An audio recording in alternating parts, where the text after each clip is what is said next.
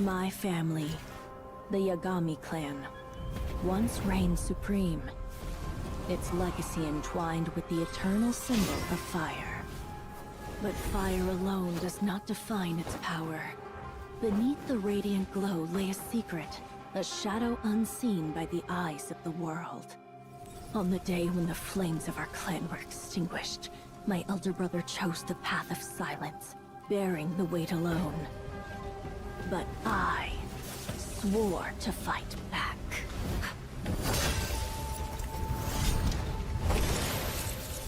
Why did you do this?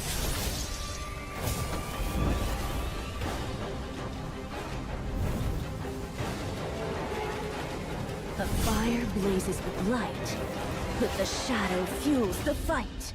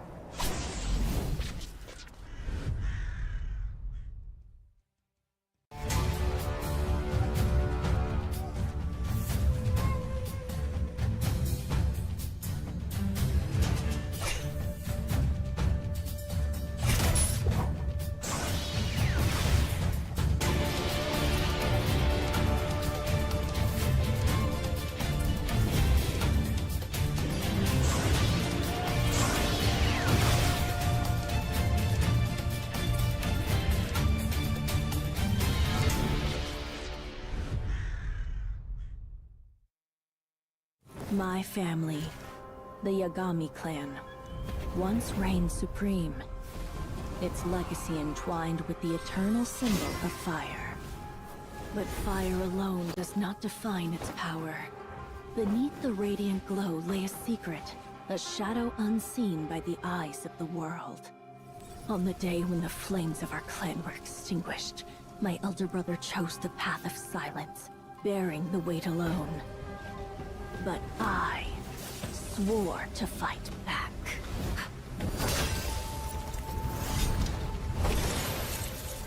Why did you do this?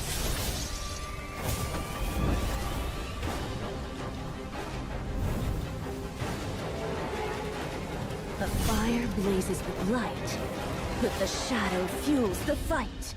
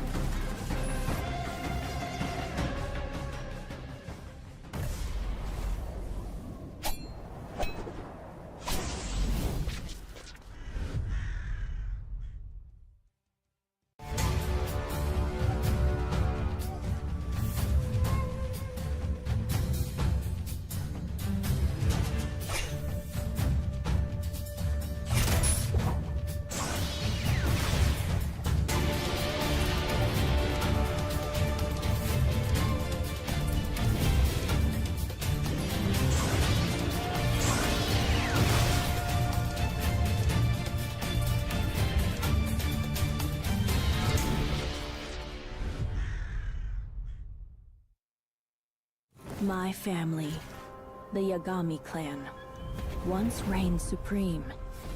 Its legacy entwined with the eternal symbol of fire. But fire alone does not define its power.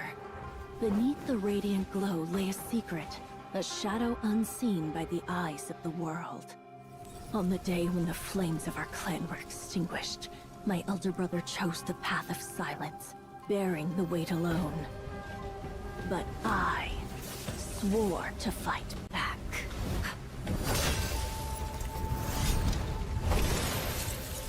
Why did you do this?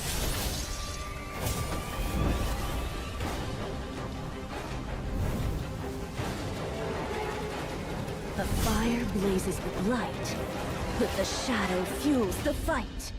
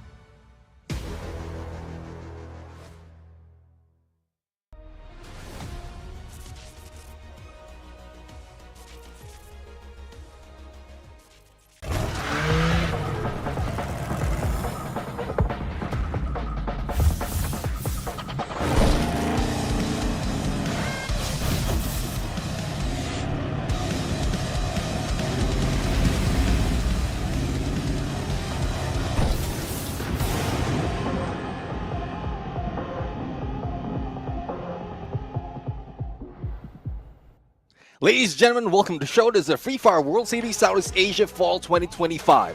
Week 1 set the tone for the competition, but Week 2's pressure is even heavier. Every decision, every fight, and every point matters as a team battle to get ahead to set themselves for the grand finals. On the desk, I am Neptune the Gentleman Garcia, joined by the one and only Gideon Q, and we will be your casters all throughout the day. Hey, it's great to be back one more time, Neptune, because Week 2, an interesting time to be alive, but more importantly, as we see these games continue to go by, we're looking for teams to qualify for at least the top 12 to get that free bye as we move on into the second phase. Yeah, exactly. I mean, from what we've seen in the previous season, it's still a similar format that we're going to follow, and it makes things even energetic and exciting. Speaking of energy, we have the Red Bull right here, the gold can that everyone has been eyeing on, and I know that this brings not only the fire, but also the energy for the teams that will be competing for today. Look, I love that mild taste. I'm looking for something that doesn't have too many calories in it, and this Red Bull product just hits all the right notes. Because at the end of the day, being able to strike and rise every single time is a difficult task, considering that we're going for B and C in terms of groups one more time. In terms of our top 3 predictions here, honestly, it's looking pretty similar. Evol's Divine, the Falcons, but the big difference is you're leaning into PE Sports. I think WAG is doing pretty well, and I've been convinced by Husky. I listened to his preaching. I think he's right. Vietnam is coming in extremely hard this time. WAG might be the way to do it. Actually, it's pretty close between the two teams. I mean, PE Sports and WAG. Just so happened that from last week, PE Sports performed a little better. But I do believe that WAG, as you did mention, and Huskies keep telling that WAG has a huge chance to perform even well, because we had that week's break, and there's a lot of potential teams that would be popping off this time around. Yeah, I'm hoping that they pop off pretty hard here, because generally, based on what we've been seeing, Group C has been the generally the group that hasn't been doing too well, other than Team Falcons. Everybody else is either scrounging for points or already is qualified for that top 12, so they don't have either too much to worry about, or at the very least, they can start increasing their bracket ever so slightly. If I do the quick maths, I mean, Team Falcons already are setting an almost 50-point lead over everybody else, especially all the way up to like the 10th spot. And even then, from like 10th all the way to 12th, it's still a little iffy who's going to be able to kind of sit around in that top 12.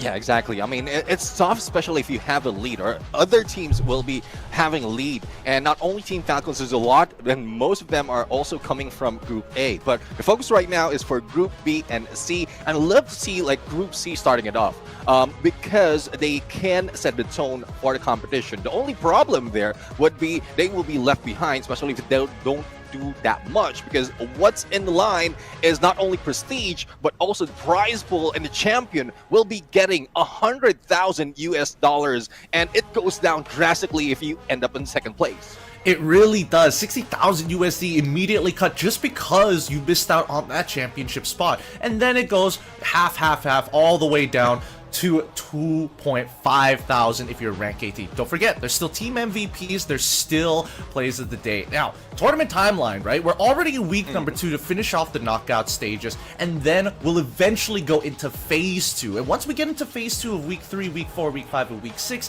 things are gonna get more exciting before we hit to the grand finals happening on the 5th of October 2025.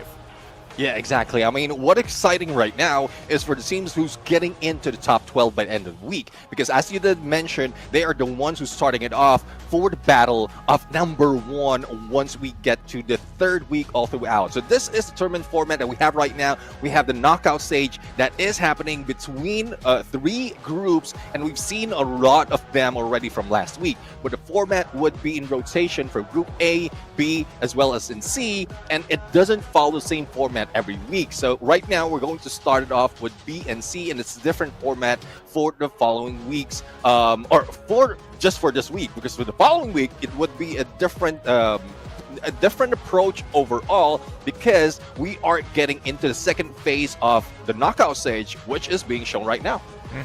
When we get into the second phase of the knockout stage, after the teams have been ranked from 1 all the way to 18th, the top 12 teams are going to be playing it out to get the free bye into the grand finals. And then we'll start adding the 13th, the 14th, so on and so forth, until we've already filled those slots. Once those slots are filled out, the last of those 6 teams have that last chance qualifier. And of course, we're playing on the traditional point system. This has not changed for all of our long-time and new-time viewers.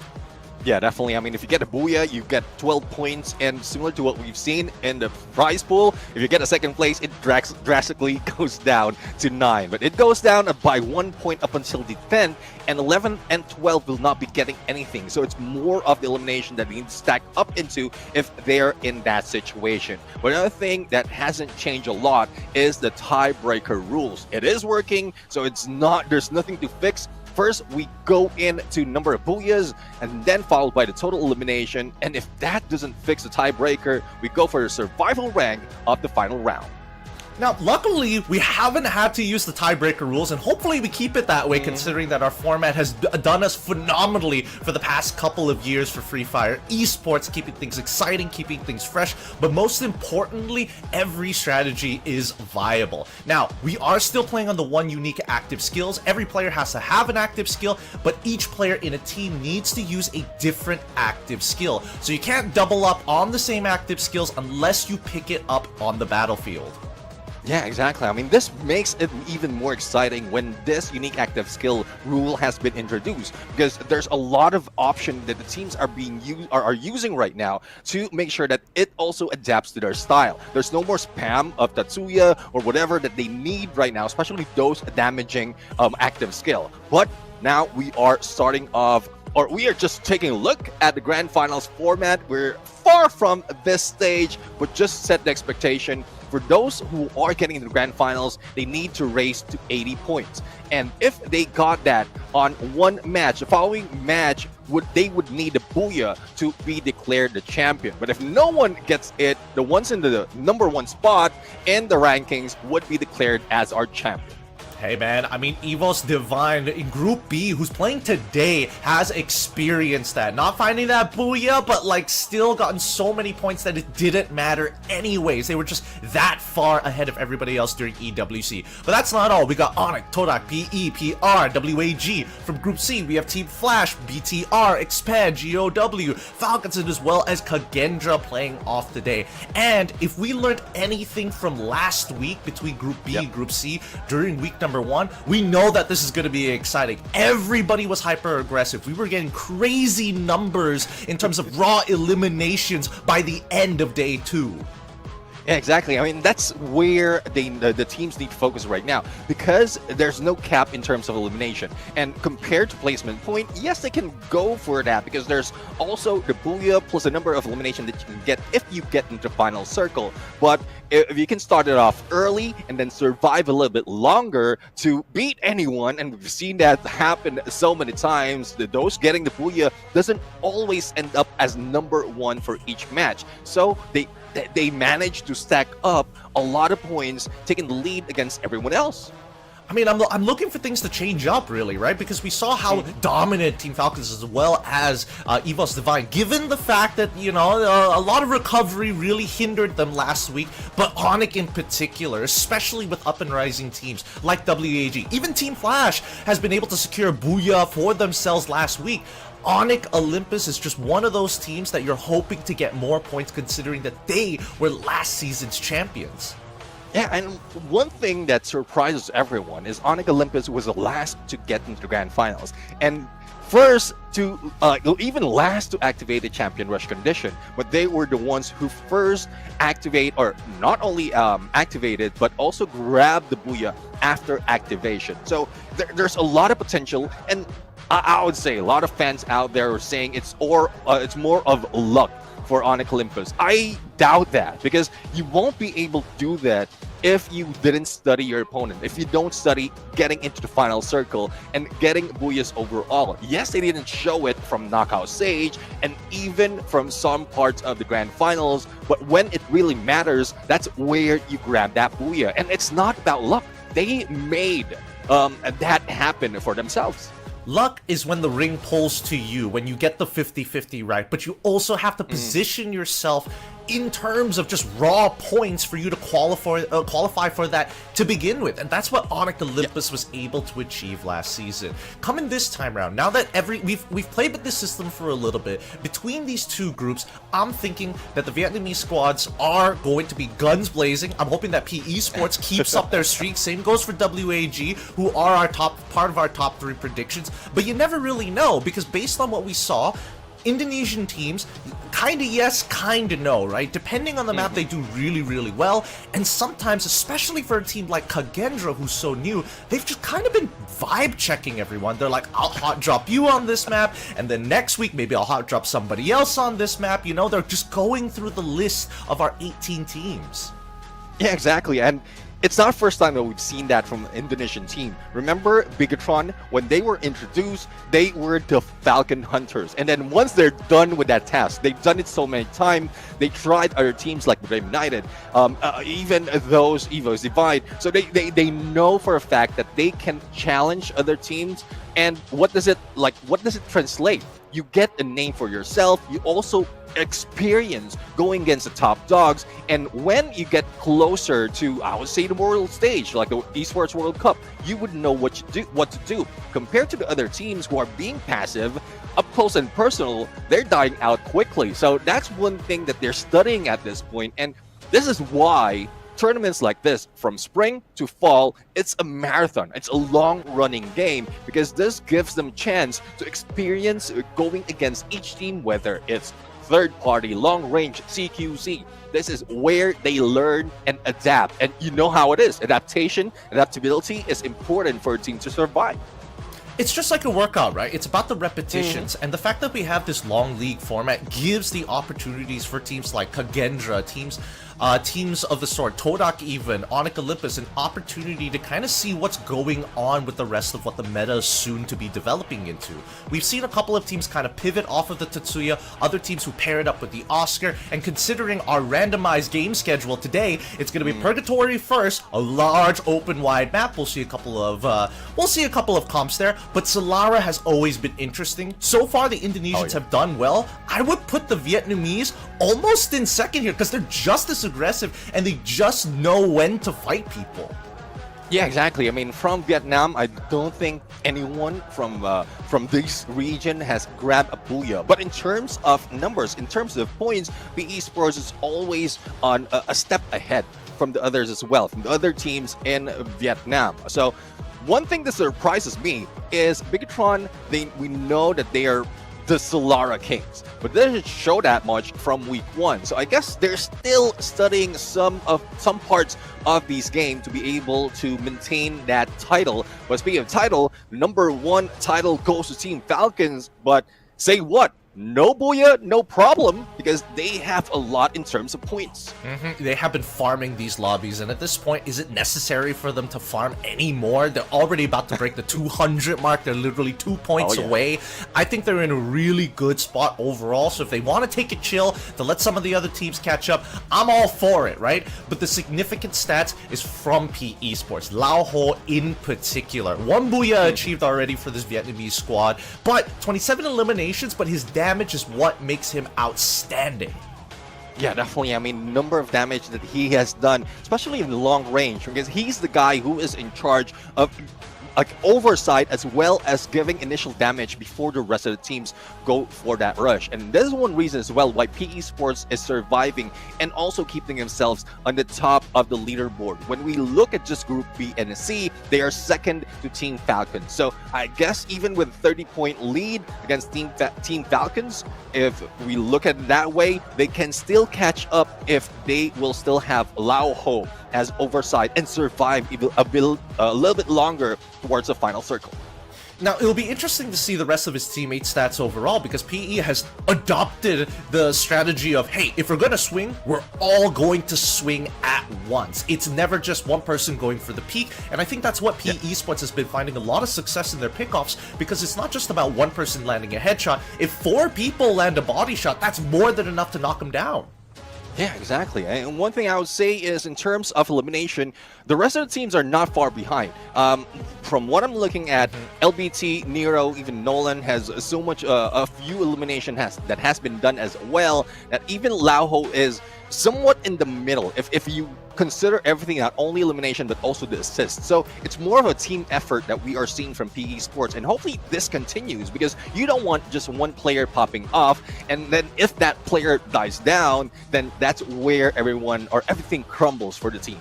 And see, that's why I'm leaning a little more into WAG for my top 3 picks, because I feel like they're more adaptable over the long period of time that FFWS is going to be. And I mean, we've seen this plenty of times from PE Sports, that they start off decently well and then start to slow down almost to a grinding halt. And I'm just hoping that the next patch that's coming through doesn't come anytime soon. Just let us finish the league before we see anything else. Yeah, exactly. We've seen a lot of that, especially even in interviews. Vietnam, specifically WAG, has mentioned that every time a patch or an update comes in, their adaptability is a little bit slow. But I guess there's no slowing down right now, especially as we are starting off our first match. Once again, we are being brought into Purgatory, so neither heaven nor hell will help the team survive if they are sleeping or napping in this game. But looking at Flight Path, this is what I live for. I love seeing this, especially for the first match of the day. Brutal flight path coming in for our very first map as well. Heavy towards the southern side, cuts all the way through Marble Works from Fire Brigade. It's tough, especially for teams who want to generally fall across Crossroads or even Moat House this time. It's going to be a bit of a travel, but let's see, right? Because the ring is going to be centered around the most populated area. I'm guessing that Brasilia is looking pretty good. Even Fire Brigade seems pretty safe, but you gotta control those bridges. Yeah, definitely. I mean, let's see if the teams will be going for bridge camp, because a lot would be stuck into against each other, especially in how close it is. So the northern part is far reach, unless they go in for some vehicle gameplay, but no vehicle will be available for most instances, especially against Team Flash. Only death remains, and there you have it. First minute of the game, one team already eliminated, and that's thanks to Todak. You can see the trail. Everybody's so close together, even Todak getting involved, even though BTR honestly wasn't too far away, right? They could have easily intercepted, but again, these early strategies coming in from the Malaysian squads of sending scouts ahead of time to try and get a couple elimination points always works out. Off screen, we see Easy for Rap taking out Ray, and even a trade coming in from Aim God. Seems like Kagendra as well as Evos are fighting each other on the side, while BTR is finishing up the rest of Todak, finding a pick in Noki. Now we come back to T-Korea here, right? As WAG has a bit of a spread, especially with PE Sports, they're not 100% sure whether this is just going to be a scout, but quickly, with the tops, LBT takes him out. With the help of Cassie, he's got no fear whatsoever. Yeah, definitely. I mean, that connection for them will help them, even the rusher, to survive a little bit longer. But apparently the 2v1 situation didn't work for WAG. So let's see if that would help them, or some of the teams survive a little bit longer if they can get away from harm, especially with what's happening on the flight path. Kagendra, though, might be meeting Ray in Brasilia, and he's only going solo at this point. Information will be revealed on to Ray, as well as AC-80 on his hand, but against 3 players from Kagendra, it would be tough. So Aim God right now is just hanging back, making sure that they have an insurance policy and get away as quickly if in case they need to. And guess this is what they're doing right now. This is what Arasia as well as Aim God is doing. They're spreading out so that they will not be wiped out. They're just playing to live as of right now. Central being controlled by the Falcons, but GOW is on the northern side of it. This vending machine is going to be out in the open, assuming that they have the information on GOW's side. The first ring has already been predetermined, and Central, unfortunately, is still within the zone. So Falcons don't really have to do anything, but Karo's already down, and GOW now show presence.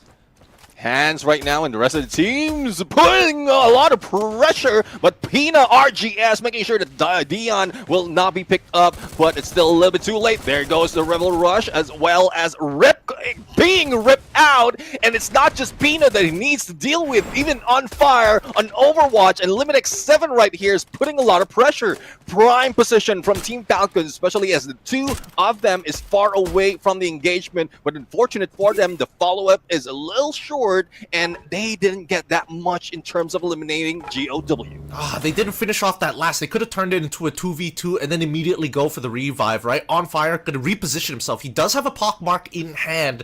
He doesn't necessarily have to use it. They could just disengage, right? Because there's a whole island to play around.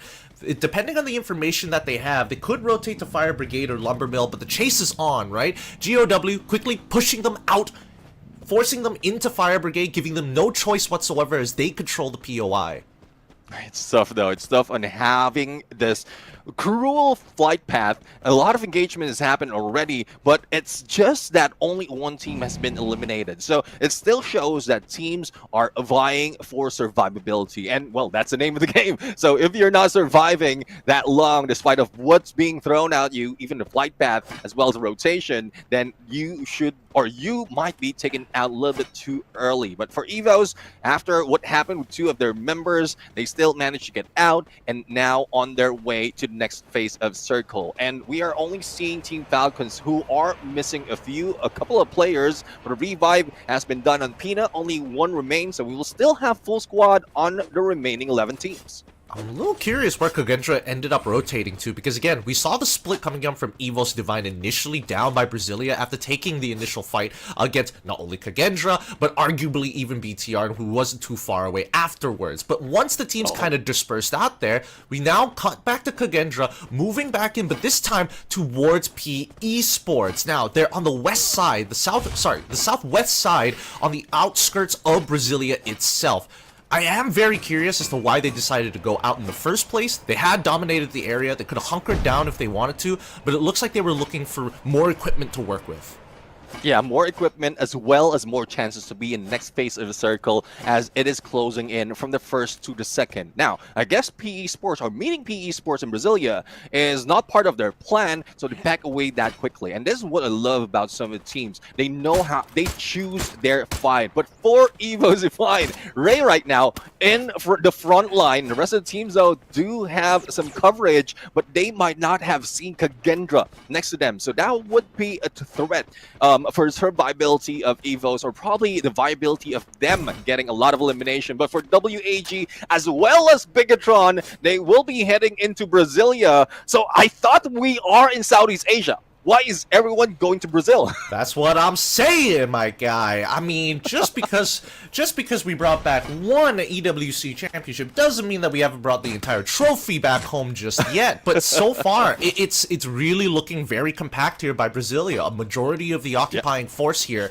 We've got like what, 4 teams? No, 5 teams, inclusive of some of the Vietnamese, all just kind of holding their own. The Indonesians have all found a little spot to play with. I'm surprised that Evos got away with getting to the armory. I thought that maybe Kagendra was going to be on the aggressive side of things to get even more equipment, but now we look at Expand getting fired and peppered down on the eastern side of Brasilia. Again, a power position to play on that high, but PE Sports have already found a pick onto Luki. And it's tough though. I mean, yes, you have the high ground advantage, but once you go down that slope, you're out and open. Even the glue wall will be off angle if you put it up. So that is what PE Sports is taking advantage right now, and that's what push Expand back to that higher ground. So let's see if they can use the other side of the ridge to survive and go for the flank, because PE Sports, as they have already taken real estate in Brasilia, it's tough to get into this compound. And you know how it is. Brasilia has a lot of compound as real estate as well. So that's one reason why everyone has been pulled in one specific area of this map. Oh, it looks like the Malaysian squads had the same idea about the rotations of playing on that outer ridge of Brasilia's hill range. And we see that Torak is leaping straight into it. I'm not sure if they realize that Expand is just ahead of them, or maybe they do, because they've already found vaults, and as they continue to push forward, they're looking to take out Rama as well. The time turner goes down, but it's a little too late. As the rush comes through as well, Rama finally drops to his knees as Traps catches him off with the Trogon. Yeah, and Todak right now, 4 elimination to their name, and they still need to deal with one player from Expand. It is too fast, so he was a little too fast to get away, but this also gives an opening for Todak to go against BTR, unless some skill will be used. But there you have it, too fast, unexpected, would be hit by not only 1, not only 2, but 3 players from Todak. And there you have Expand down in 11th place. Now Falcons, they've already recovered here. They're fighting against GOW, who's been chasing them towards the southern side. But now that they've made landfall all towards Brasilia's edge, we can see that On Fire trying to get this space, trying to figure out the correct angle to start walking on through, or whether they should even cut through these buildings in the first place. They could take a right here over those hills and start playing safe, because at this point, we know that majority of teams who were coming in from Forge, from Ski Launch, the eastern side of the map, have already rotated either into Brasilia or towards the fields. Yeah, I mean that's one thing. Some of the teams has cut across the map just to make sure there's a little bit safer because the flight path is way down south. But Team Falcons, I think they will still buy a little bit more time because they're on the edge of this current circle. But for Todak right now, great overview against Bigatron, and we'll have to see if there will be anything that would force them out from that location. But for Onyx right now, it is GOW that they are dealing with, and despite of all those engagement, it's BTR as well is putting a lot of pressure from afar. So Onyx might be losing out on a lot of points because of BTR. BTR are currently in a power position, right? They're on the northernmost side of Brasilia. Same goes for WAG, but BTR has a better position only because of the extra elevation that they get, which is why GOW is taking some form of punishment. In terms of raw POIs, as the next ring circles around and centers specifically around WAG, it's a really good spot for the northern side teams of Brasilia. They just have to chill. They don't have to do anything else. Any resets could hurt their odds at this point. Now let's see if they can reset. For now, Team Falcons, as we saw earlier, they stayed in there before once the next phase of circle has shown, and that's when they make their move. But all those engagement, especially surrounding Team Falcons, is keeping them a little bit more cautious to get away and not head into the battle. 3 teams in the southern part of Brasilia would be blocking their way, and Kagendra is in the middle of Evos as well as GOW. So despite of the hunger of getting a lot of elimination, I guess the tip for Kagendra is to stay silent. And compared to what we've seen them do from week 1, right now everyone is playing passive. They don't want to be taken out early. They don't want to lose that chance, especially this is just the first game. It's third ring. 10 squads still available, right? And the area is, the play space in Brasilia is not big. Yes, you can find a compound of your own, but when you've got 9 other squads gutting you down, the brass tacks becomes very high indeed. Now, we see that Falcons have been mirroring GOW this entire time, taking the exact same rotation path, letting them take the line of fire while they slowly sneak up. But the problem is that the blue is starting to close in, and it's closing in extremely fast. West side is difficult to rotate. Onyx Olympus just jumped in from the eastern side. Northern side is completely occupied, so Falcons need to make a decision, and they're waiting for GOW to make that move first.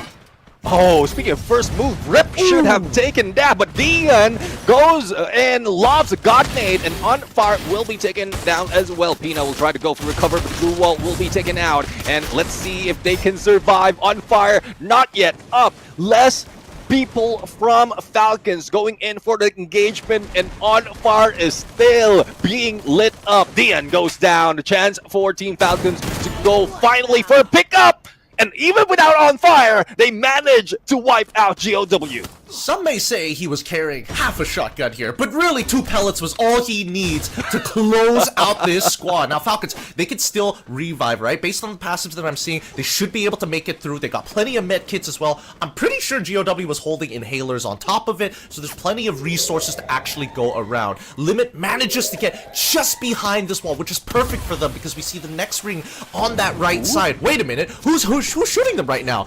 I thought they were completely safe, but it ends up, he just got his tail end burnt out.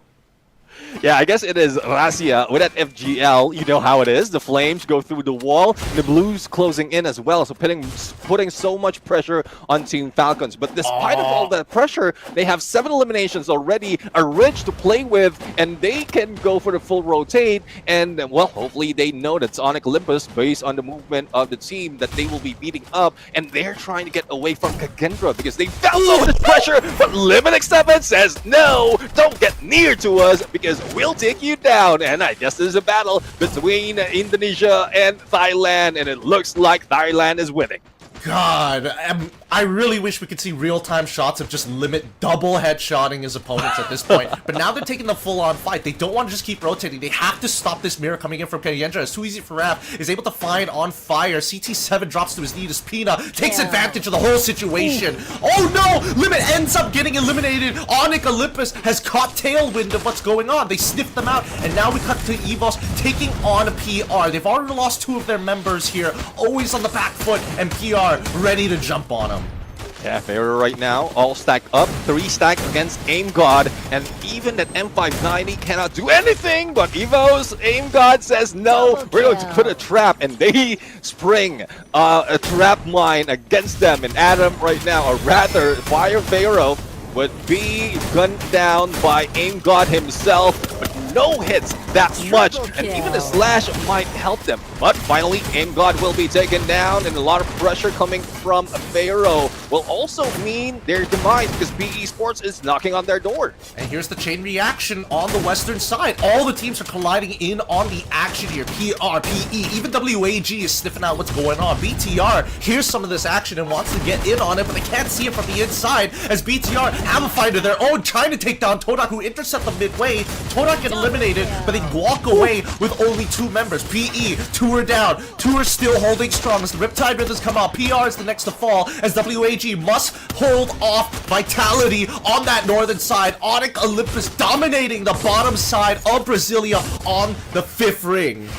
Yeah, definitely. I mean, they have stayed away from all those engagements. Make sure that they're far away from the other teams. And it's not that they are not shooting down their opponent. They are also taking pot shots, giving them a few more points. But compared to BTR, BTR is a little bit more aggressive and might go straight ahead to WAG. That can give Onyx Olympus that advantage for that booyah. So Onyx is playing it like it is grand finals from spring. And I love this move. Oh, 7 eliminations. So they didn't slow that much and even equalize what BTR has brought in to those elimination. But Woodra a little bit in too deep together with Alando as well as that electrotherapy, but Cyru would help him for this rush. So let's see if they'll be able to take down BTR before WAG do it.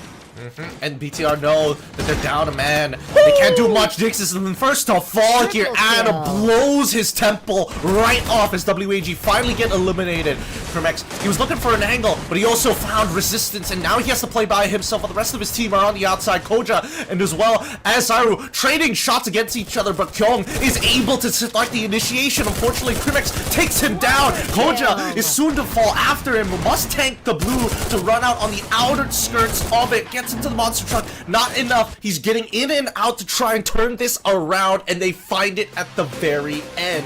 That's Onyx Olympus finding a booyah of their own to kick off week 2. And again, this is a smart move coming from Onyx Olympus. Yes, they're not aggressive. They're staying away from resident teams. It's just their playstyle. This is how they grab that champion from the spring season. And they're carrying it over right here. And Crime has led them to that victory, especially with Adam's movement right there. After that shot onto rooftop, plus the follow-up, making sure that he can confirm and no pickup will be done, Onyx Olympus seems that they can mix both passive and aggressive at the same time and switch it up in that instant. Yeah, I mean, the chain reaction worked out perfectly because all of it started on the western side of Brasilia itself. Whoever was on the northern side eventually started to collapse as the ring finally pulled to the southeastern side of the map, where Onyx Olympus was very happy to be in as they had a late rotate into that final zone. So good job for Onyx Olympus finding the booyah this time round, but now we can finally take a breath. What an action-packed game number 1 to kick things off, man. Everybody was just making sure that they had to pay the tax. Yeah, exactly. And that is because of the cruel flight path. And thank you very much, Purgatory. I will want to see that on the next map. That is what I have been living for. Early engagement because of flight path, or because they were forced by the flight path. And this really shows who can go against a team with less weaponry, a lot of opponents, and I know it looks like some ranked games, but this is how the teams are proving themselves if they really want to win this game. And even the flip side, Onyx Olympus, in spite of all the chaos in the beginning, they still managed to keep themselves composed, and that's where they kept their distance, try to shoot them from afar, and grab that booyah.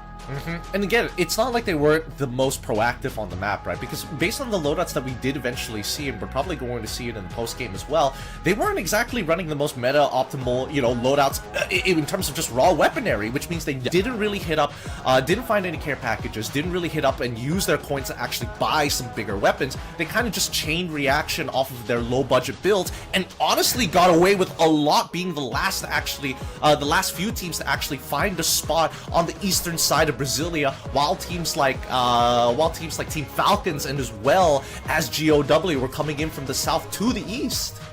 Yeah, exactly. I mean, you can have that great strategy from what we've seen in Team Falcons, and even taking down GOW. But the moment that you start those engagement and how a lot of teams are still available on that fourth phase of the circle, you would have attention on you. And keeping yourself or your head down low, that is what Onyx Olympus has done quite well, not only in this season but also in the previous one. So if they continue this on, even the teams will not have any idea on what tactics they can pull out, because even in a CQC they can still fight on.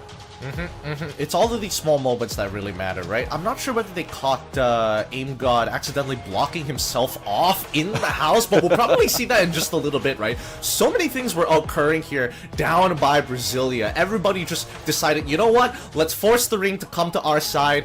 There's no 50-50 here, to be perfectly honest, until we got to the 5th ring. But then finally, let's look at our MVP. And Crime MKS, disgusting, just absolutely disgusting stuff, right? Comes in slow, takes his time, always looks for that off angle, but he's able to squeeze between the cracks. So if teams aren't sharp, if teams are not being tight on their gatekeeping, you know that Onyx Olympus will slip on in. Yeah, exactly. And I love the use of A124. It has been brought back after, I would say, a lot of active skill being available from the previous year. And now, even the passive skill, we are seeing a lot of change. Luna, with that fight or flight, can increase your fire rate by 8%. So this helps the team, even for those on a marksman or a sniper, to increase your fire rate so that you can get a lot more from a distance. And I'm loving this set of combination. And it's mostly Indonesia who's bringing different combination of active and passive skill. Now we're going to see later on what the rest has brought in, but in terms of elimination, Crime has led the pack.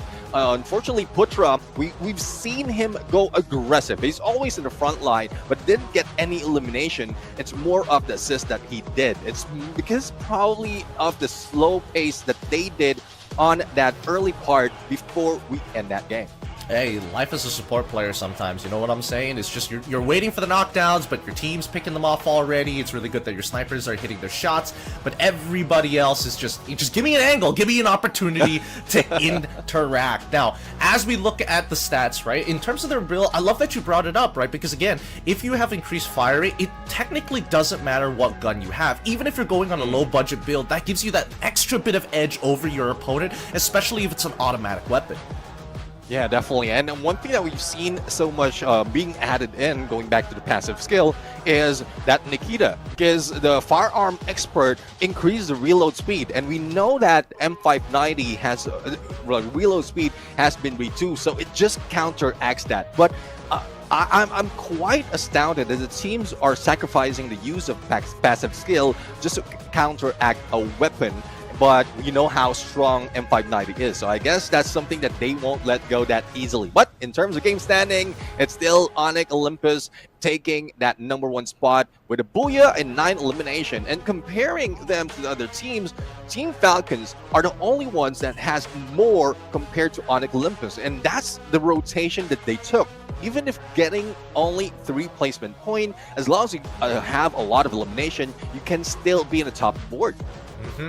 They're doing very well for themselves, and this is going to try and solidify the position of Onyx currently in 12th. They ideally like to take Todak over and push themselves higher into that top 12 position, but so far it's still a very tight battle on that second page. Even BTR, right, overtaking Todak ever so slightly by 3 points, and at this stage everybody's just looking for a Booyah. But coming back to the builds, right, it kind of makes sense what Onyx wants to do. If they want to run their budget builds, if they want to be able to minimize the amount of resources they have to, the number of POIs that they have to hit, That way they don't have to buy Trogons. They can just go back to their traditional shotguns, just so they can focus around, hey, if we don't go to highly contested spots and stick with our budget builds, and yes, there is a cap to our budget builds, it can go to the strong end of it.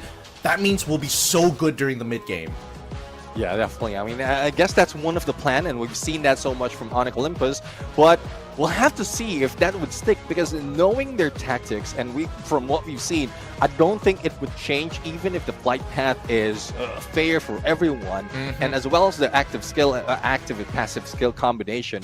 So that's one thing that they will need to change, their approach in every game. If they stay quiet, stay silent, and go for low budget build, then they would be at a loss in their early engagement if in case they go toe-to-toe and they don't keep their distance against aggressive teams like Team Falcons or probably Pharaoh or probably Gendra, I would say. So there's a few more that they will need to dive into, but I love that they are now getting in, starting it off with a Booyah, and this sets the tone for the team as well. I hope this isn't purely based on the flight path. I hope that the strategies are still viable throughout, because let's look at the opposite side of things, right? If we're looking at one Indonesian team, then we have to talk about specifically EVOS Divine. Kagendra, yes, they did hot drop them, they did have a little bit of a fight, but they also recovered and had to hit 2 POIs, the vending machine alongside with the Arsenal. I'm surprised that the Arsenal wasn't contested, considering it was one of the few around Brasilia, but EVOS got away with it, but they still didn't achieve a Booyah. So there is a place for these budget builds to actually be very useful in scenarios where you don't want to interact with your opponent, compared to EVOS Divine, where yes, we need a lot of resources to get our optimal build, but we're going to have to fight through a lot of resistance to do so. Yeah, let's see though. Let's see if this is something that they can change or might change later on, especially if they are forced to do so. So, well, looking at how everything is, again, going in, Team Falcons has already reached or breached the 200-point mark, and they are still in lead against RRQ by 9 points. But looking at the next map, I know we are seeing Grim United, PE Sports, as well as Todak in this game, or on our list, but on Solara, it would be PE Sports, Todak, as well as Bigatron, who's taken lead. So the Kings of Solara, as they dub themselves, are still in this fight, and if they grab this Booyah, they might be taking number 1 spot once again. So we'll have to study, or the other teams need to study, what Bigatron or BTR has been doing in this map, so they can still have an advantage later on. Hey, BTR, in Solara, they get a lot of eliminations, but based on what we saw last week, there are teams who are willing to go out of their way to grief them once they get into that top 8 position, especially if it's in a trifecta, sort of a trifecta scenario, right? 1 high, 2 low. They're probably going to lean into BTR more than anybody else because of how explosive they are during these fights. Because again, BTR, they love this map. Now let's look to the player head to head. We're comparing Laoho PE Sports up against AGAL's Do. It's an interesting comparison here because Do, it feels like he had a little bit of a role shift since last week. Yeah, well, we'll have to see though, because the role shift is probably because of them trying to try different things. But AG Global's Do has been one of the best snipers that we've seen all throughout, and this is one example that we, from what we talked about earlier. If only one player is taking the lead in terms of the game, and if Do will be taken out, that would mean, or that would spell a downfall for the entire team. Yes, we've seen a lot of elimination coming from this team, but we haven't seen that much of cohesion as well in terms of how they can spread all those elimination, as well as, or especially, the follow through. Because if Do gets a knockdown, the rest of the teams are responsible in confirming those elimination. But in most cases than not, especially in AG Global's perspective, doesn't go that or quite well in that manner. Yeah, it sometimes doesn't go well, but that's the inconsistency that they have to kind of slowly work out here overall. But I think it's time. Map number 2 is currently going to begin, and as we have a look at that flight path, I hope everybody's excited for a fun time because we're going to the fun map, full of sun, full of fun. Welcome to Solara. Let's see. Now, Solara right now, the flight path is a little bit fair. A little bit disappointed at this point. But, well, I've been given purgatory already. So I guess I'm a happy kid right now. But let's see, though, if there will be any hot drop that will be happening. Kagendra has taken the hub, and we are also looking Archway being or potentially being occupied by two teams, but no, Team Falcons is flying across and ahead of the other teams. And well, Bloomtown right now, one player like Aim God is already quite near and might have visual against WAG. So it's only two players that we're seeing in the minimap, but PLS1 has more advantage in terms of long range. So this is a time for Aim God to get away. But speaking of engagement, it is BTR going against PE Sports, and we have seen the first elimination happen. But as quickly as that, a revival has been done. Now we take a look. The UAV has been thrown over the members of Team Flash, alongside trying to look for this member of GOW somewhere around. Could be. Oh, I already found him. Looks like death. He's going to be the first to be taken out here, but there should be a quick trade almost immediately after. GOW's RIP already biting the dust. Nearby an arsenal. Everything is looking pretty good for Flash after they've cleared out the area.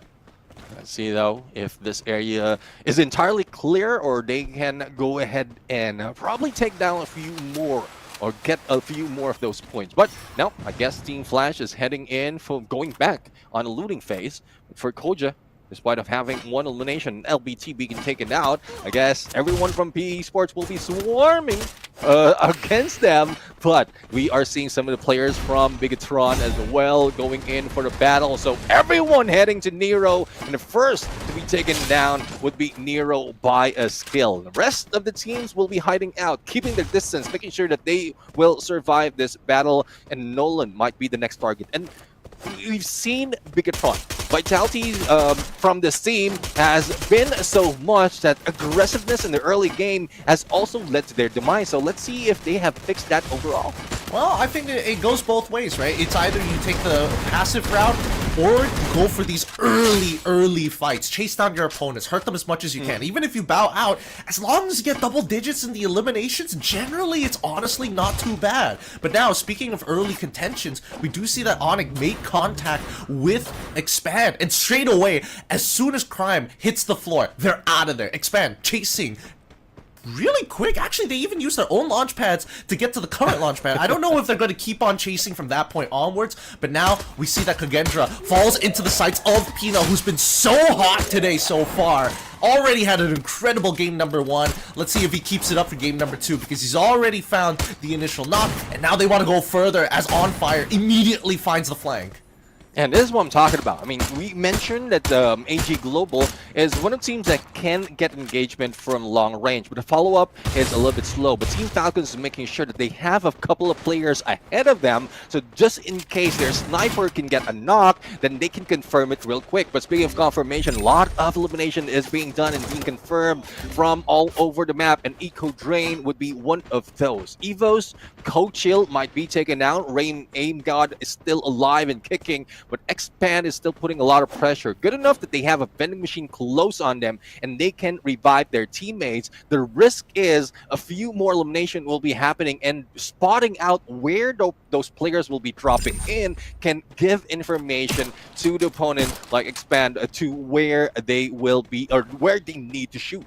Now, we've already lost Onyx Olympus. Speaking of information, as we see Kagendra actually managing to survive, we see that Faiz is booking it down south. Seeing that all the members of Torak at this point, their 2-2 has already been compromised. They have to play to live at this point. But I don't think Vidals realizes that he's walking into PR. Now that he hears the sound, it's too late. He's already out. And now Faiz, who managed to hop across the ocean to quickly make his way down to the southern side of Solara, trying to get his team back up on its feet.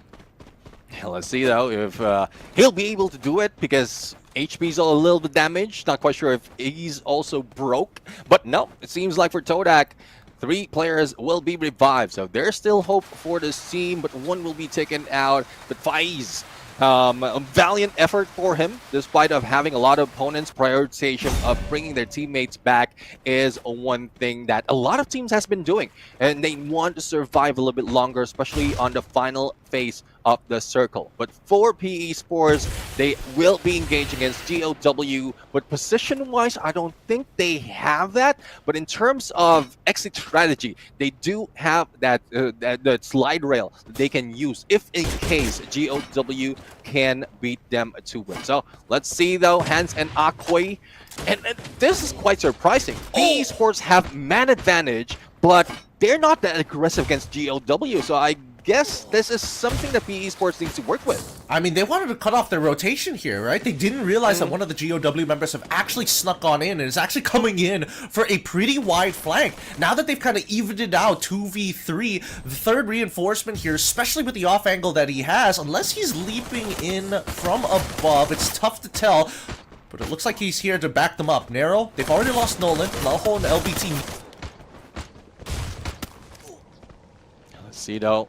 We still have a few more players from PE Sports, but there's one thing that we keep telling. If you won't be able to take down or wipe out your opponent, especially if the blue's closing in, there's by time that you head into the next phase of the circle, probably beat them to it, because it seems like GOW will not be slowing down as well. It's a good thing that PE Sports putting in number, and Dion would be the only guy remaining in this area. 1v2 situation would not work, especially with that basic therapy, and a revival onto Nolan will be happening. But GOW is not out of the woods just yet. They still have a couple of their players being revived, and they're still in the mix. It's going to be difficult from this point onwards, right? Because where else can you start rotating to? That's when it becomes, where can we find the resources? Can we mirror a team and steal whatever is remaining if they get wiped out? All those questions now come into play. And we look back at EVOS here, not too far away on towards the northern side of the Bloomtown. We see BTR as well. And I'm curious to see who else is nearby BTR. But for now, let's cut back. It's Tora. They finally fully recovered, and now they're going back in for the fight against GOW. GOW has been revived, or a couple of players has been revived, so it's not looking good for GOW right now. Dion would be the first to go down, and Rip might be going Rip at this point, perhaps with a charge buster, a little bit questionable in terms of weapon, and there's a reason why we are questioning that, because you don't have that much of a quick fire rate with this weapon. Yes, damage you has, but up close and personal, you will need to be very accurate. So they are still surviving. Todak's still alive with a complete squad, but we'll see if GOW can bring back more of their teammates, because we're still early, second to the third phase of the circle, but as soon as the blue closes in, real estate will be taken and the 11 teams will be brought into chaos. I'm pretty sure that that the elimination contract on Expand has been given usually by BTR. They like that early information. LBT finds the end, running into him once again. GOW just cannot get a break right now as they are ping-ponging between teams and just giving away eliminations. Now let's see though. I mean, there's still a lot of teams available, and I won't be surprised if by the end, or for those surviving in the final circle, they will have a massive amount of points, because there's plenty of target later on. But for Team Falcons, they've been staying quite passive and even far away from the other teams, even at this stage of the game. So I guess they don't want to risk it. They want to go for survivability and not get another, like, just 3 points in terms of placement. But for GOW, it seems like they're a little bit more of a loss every time, because every revival for the team would spell that they're losing out on resources as well. They haven't been able to fully recover. They're just looking for real estate that they can play in, right? They went to the northern, they went to the eastern side, deeper into the ring, realized, nah, I mean, Torak is already controlling the bottom side of the map, and then you go to the top side, it's gonna be Flash. If we keep on coming back to the same spot, PE is just gonna push us deeper and deeper in. There's just not enough play area right now that is available for them. Falcons taking the long route here from that northern side, and even Kagendra trying to gatekeep them here by Arc. Now, as we see them slowly creep by, how does Falcons actually want to play this? They can tank the blue, yes, sure, they have plenty of meds to actually do so. But now they've already found one into Irap on fire. Great pick for them, allowing the rest of the Falcon members to scale up this hill. Let's see though, Pina a little bit too close, and there you go. Dakota Roar Vision has been popped, so pretty much Pina will be spotted, but using that time turner, just make sure that he have a little bit of survivability, and Raph would be hit as well from afar. But Team Falcons a little bit in too deep for Pina, I would say, and Riptide Rhythm to break out those glue walls, but they still managed to survive. Team Falcons showing that they have what it takes, but if they lose out against Kagendra at this point, it might spell more trouble later on, but well, lead's a lead, and they still have it.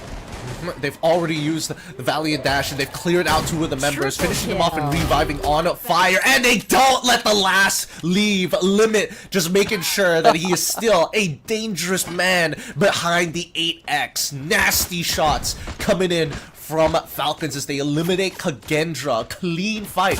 I think that Kagendra, their biggest problem is that they didn't predetermine where the battle lines were, right? If you're going to drop glue walls, don't trickle them as you retreat, especially when your opponent doesn't have line of fire or line of sight at this point. They should have just completely backed away all the way up until the concrete barriers, and that's where they should start laying everything down. Because once they started pushing into the main rural area of the map, especially with how hot Pina has been playing, using that Valiant Dash to kind of cut through their last few bits of man-made cover through the glue walls really put them at odds.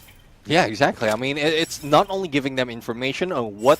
It's like they're leaving breadcrumbs on where they are heading. And also, since they put up glue walls, they're also protecting the team that is rushing against them. So it's just a loss in terms of the timing of the glue walls, as well as like where they want to bring them in on that final battle. But, well, it is what it is. Team Falcons has won that fight, but for now, they need to deal with Pharaoh. And one thing that we've seen earlier was CQC, but Team Falcons is giving us a masterclass on how to do it on the long range. But unfortunately, it is a team from afar, and I believe that is Team Flash, who's putting a number against Pharaoh right now. So either way, Pharaoh is a team who's losing out a lot. Oh yeah, and this is perfect for Falcons. They're just waiting for them to use their resources, slowly choke them out, and then drop the glue wall melters as well. If they're exposed to Team Flash, that's perfect. But oh wait, hold on, Jump, he's already down, and now they're just lobbing it. Pina and his walls on fire on that blue to try and brass tacks anybody who tries to run on through.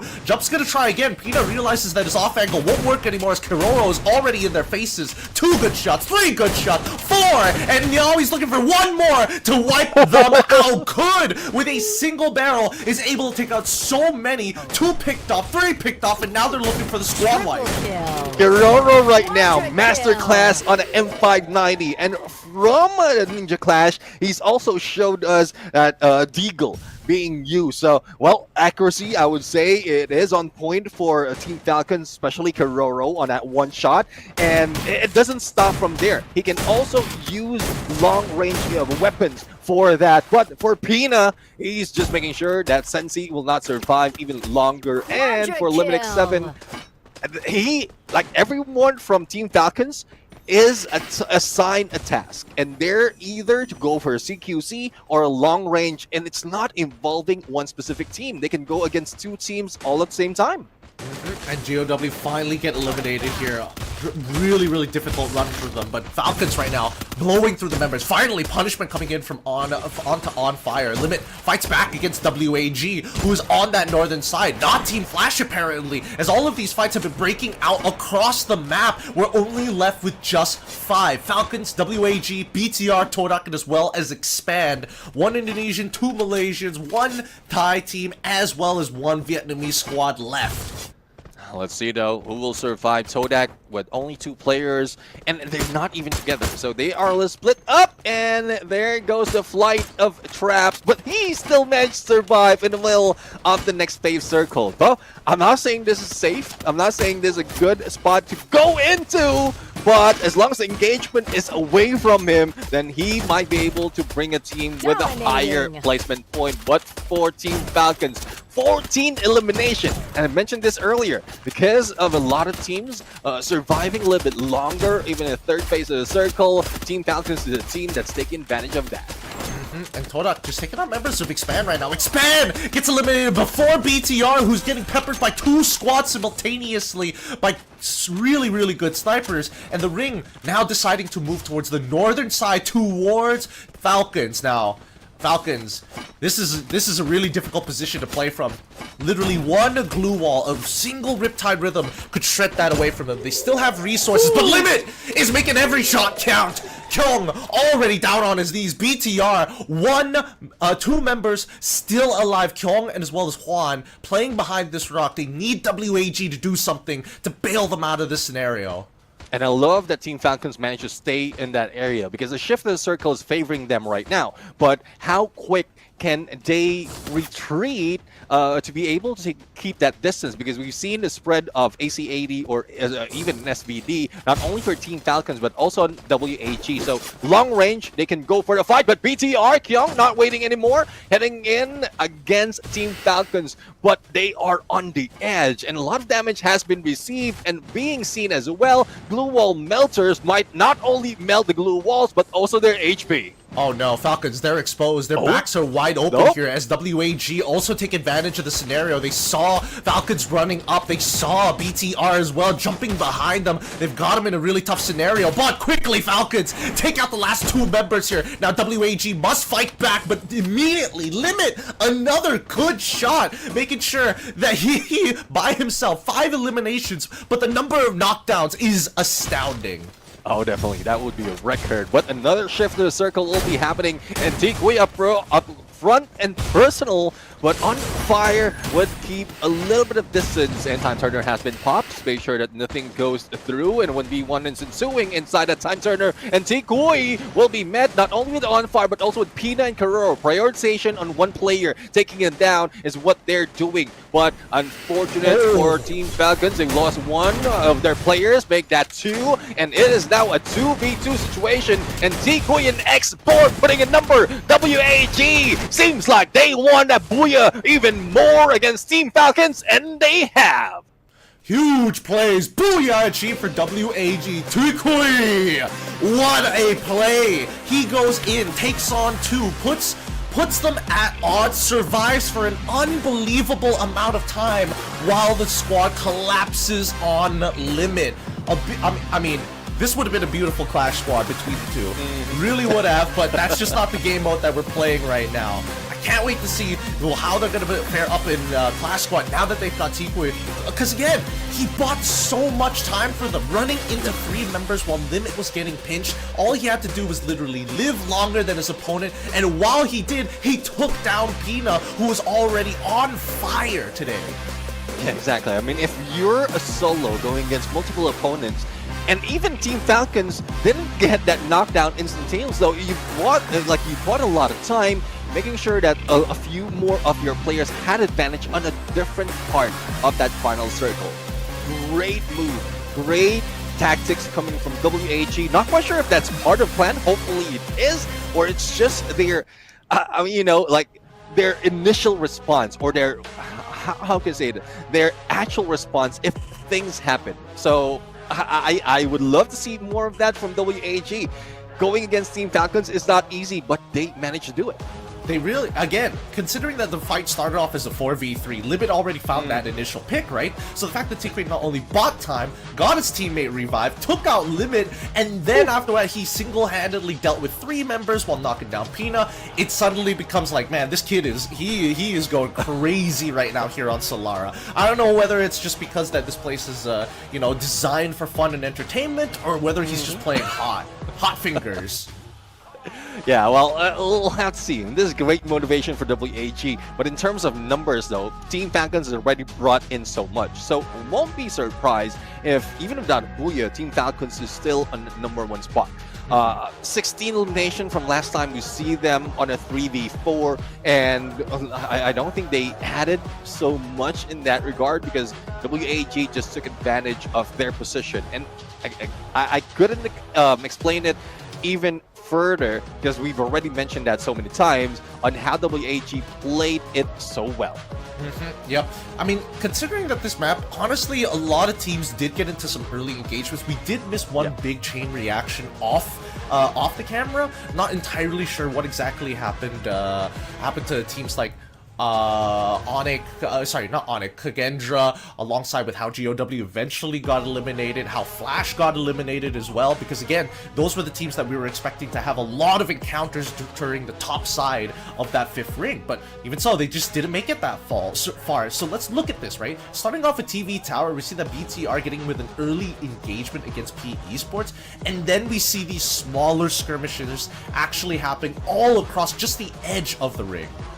Yeah, exactly. I mean, that's what the fair circle is bringing us right now. A lot of engagement on the edge of circle, edge of the ring, and everything closes down and also pushes everyone against each other, especially in that previous scene that we've spotted wherein 3 players or 3 teams are going against each other. But we've seen how well Team Falcons dealt with every or single one of them. But for the Booyahs, as well as the MVP, it is T Kui.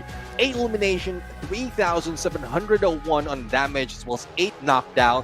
Usual build for a rusher with a Tatsuya, with a Joseph, as well as at Ford and Shani. But the weapon of choice would be the AC-80. And we know as well that it's not just the AC-80. We've seen a lot of CQC weapon on him, but there's just so much the team has done in the long range. I mean, the AC-80 is already, again, a lot of teams have been picking it up as well, so it's a nice way to have a balanced out rate of fire while still being able to punch pretty hard. But just look at those damage numbers, right? 8 eliminations, 8 knockdowns, but clearly ahead when it comes down to just raw engagements against this opponent. Cyrus is like looking at him, telling him, hey, where are you going to share the love, man? Give me some stats, bro. You're taking them out too quick. It's one thing though, I didn't see so much of Explorer and Snipe, so I guess what we've seen on the Clash Squad between Explorer and PLS1 has been retained. So PLS1 is becoming the sniper for the team, and Explorer is focusing more on a close range encounter. With the Time Turner, even on the Luna, that Moko as well as Alvaro, he's a mix of a little bit of both. A bomber, even as a support or rusher as well, that would help the team get all those information. But in terms of the rest of the team's build, it's quite similar to what we've seen other teams has brought in. So there's not a lot of change, but we've seen the result. There's plenty of change, and despite of how many elimination Team Falcons has, WAG still grabbed the #1 spot. I mean, it's surprising how close it is. It just goes to show how many eliminations Falcons were having by the end of that game. 17 compared to 15, and the 3-point difference.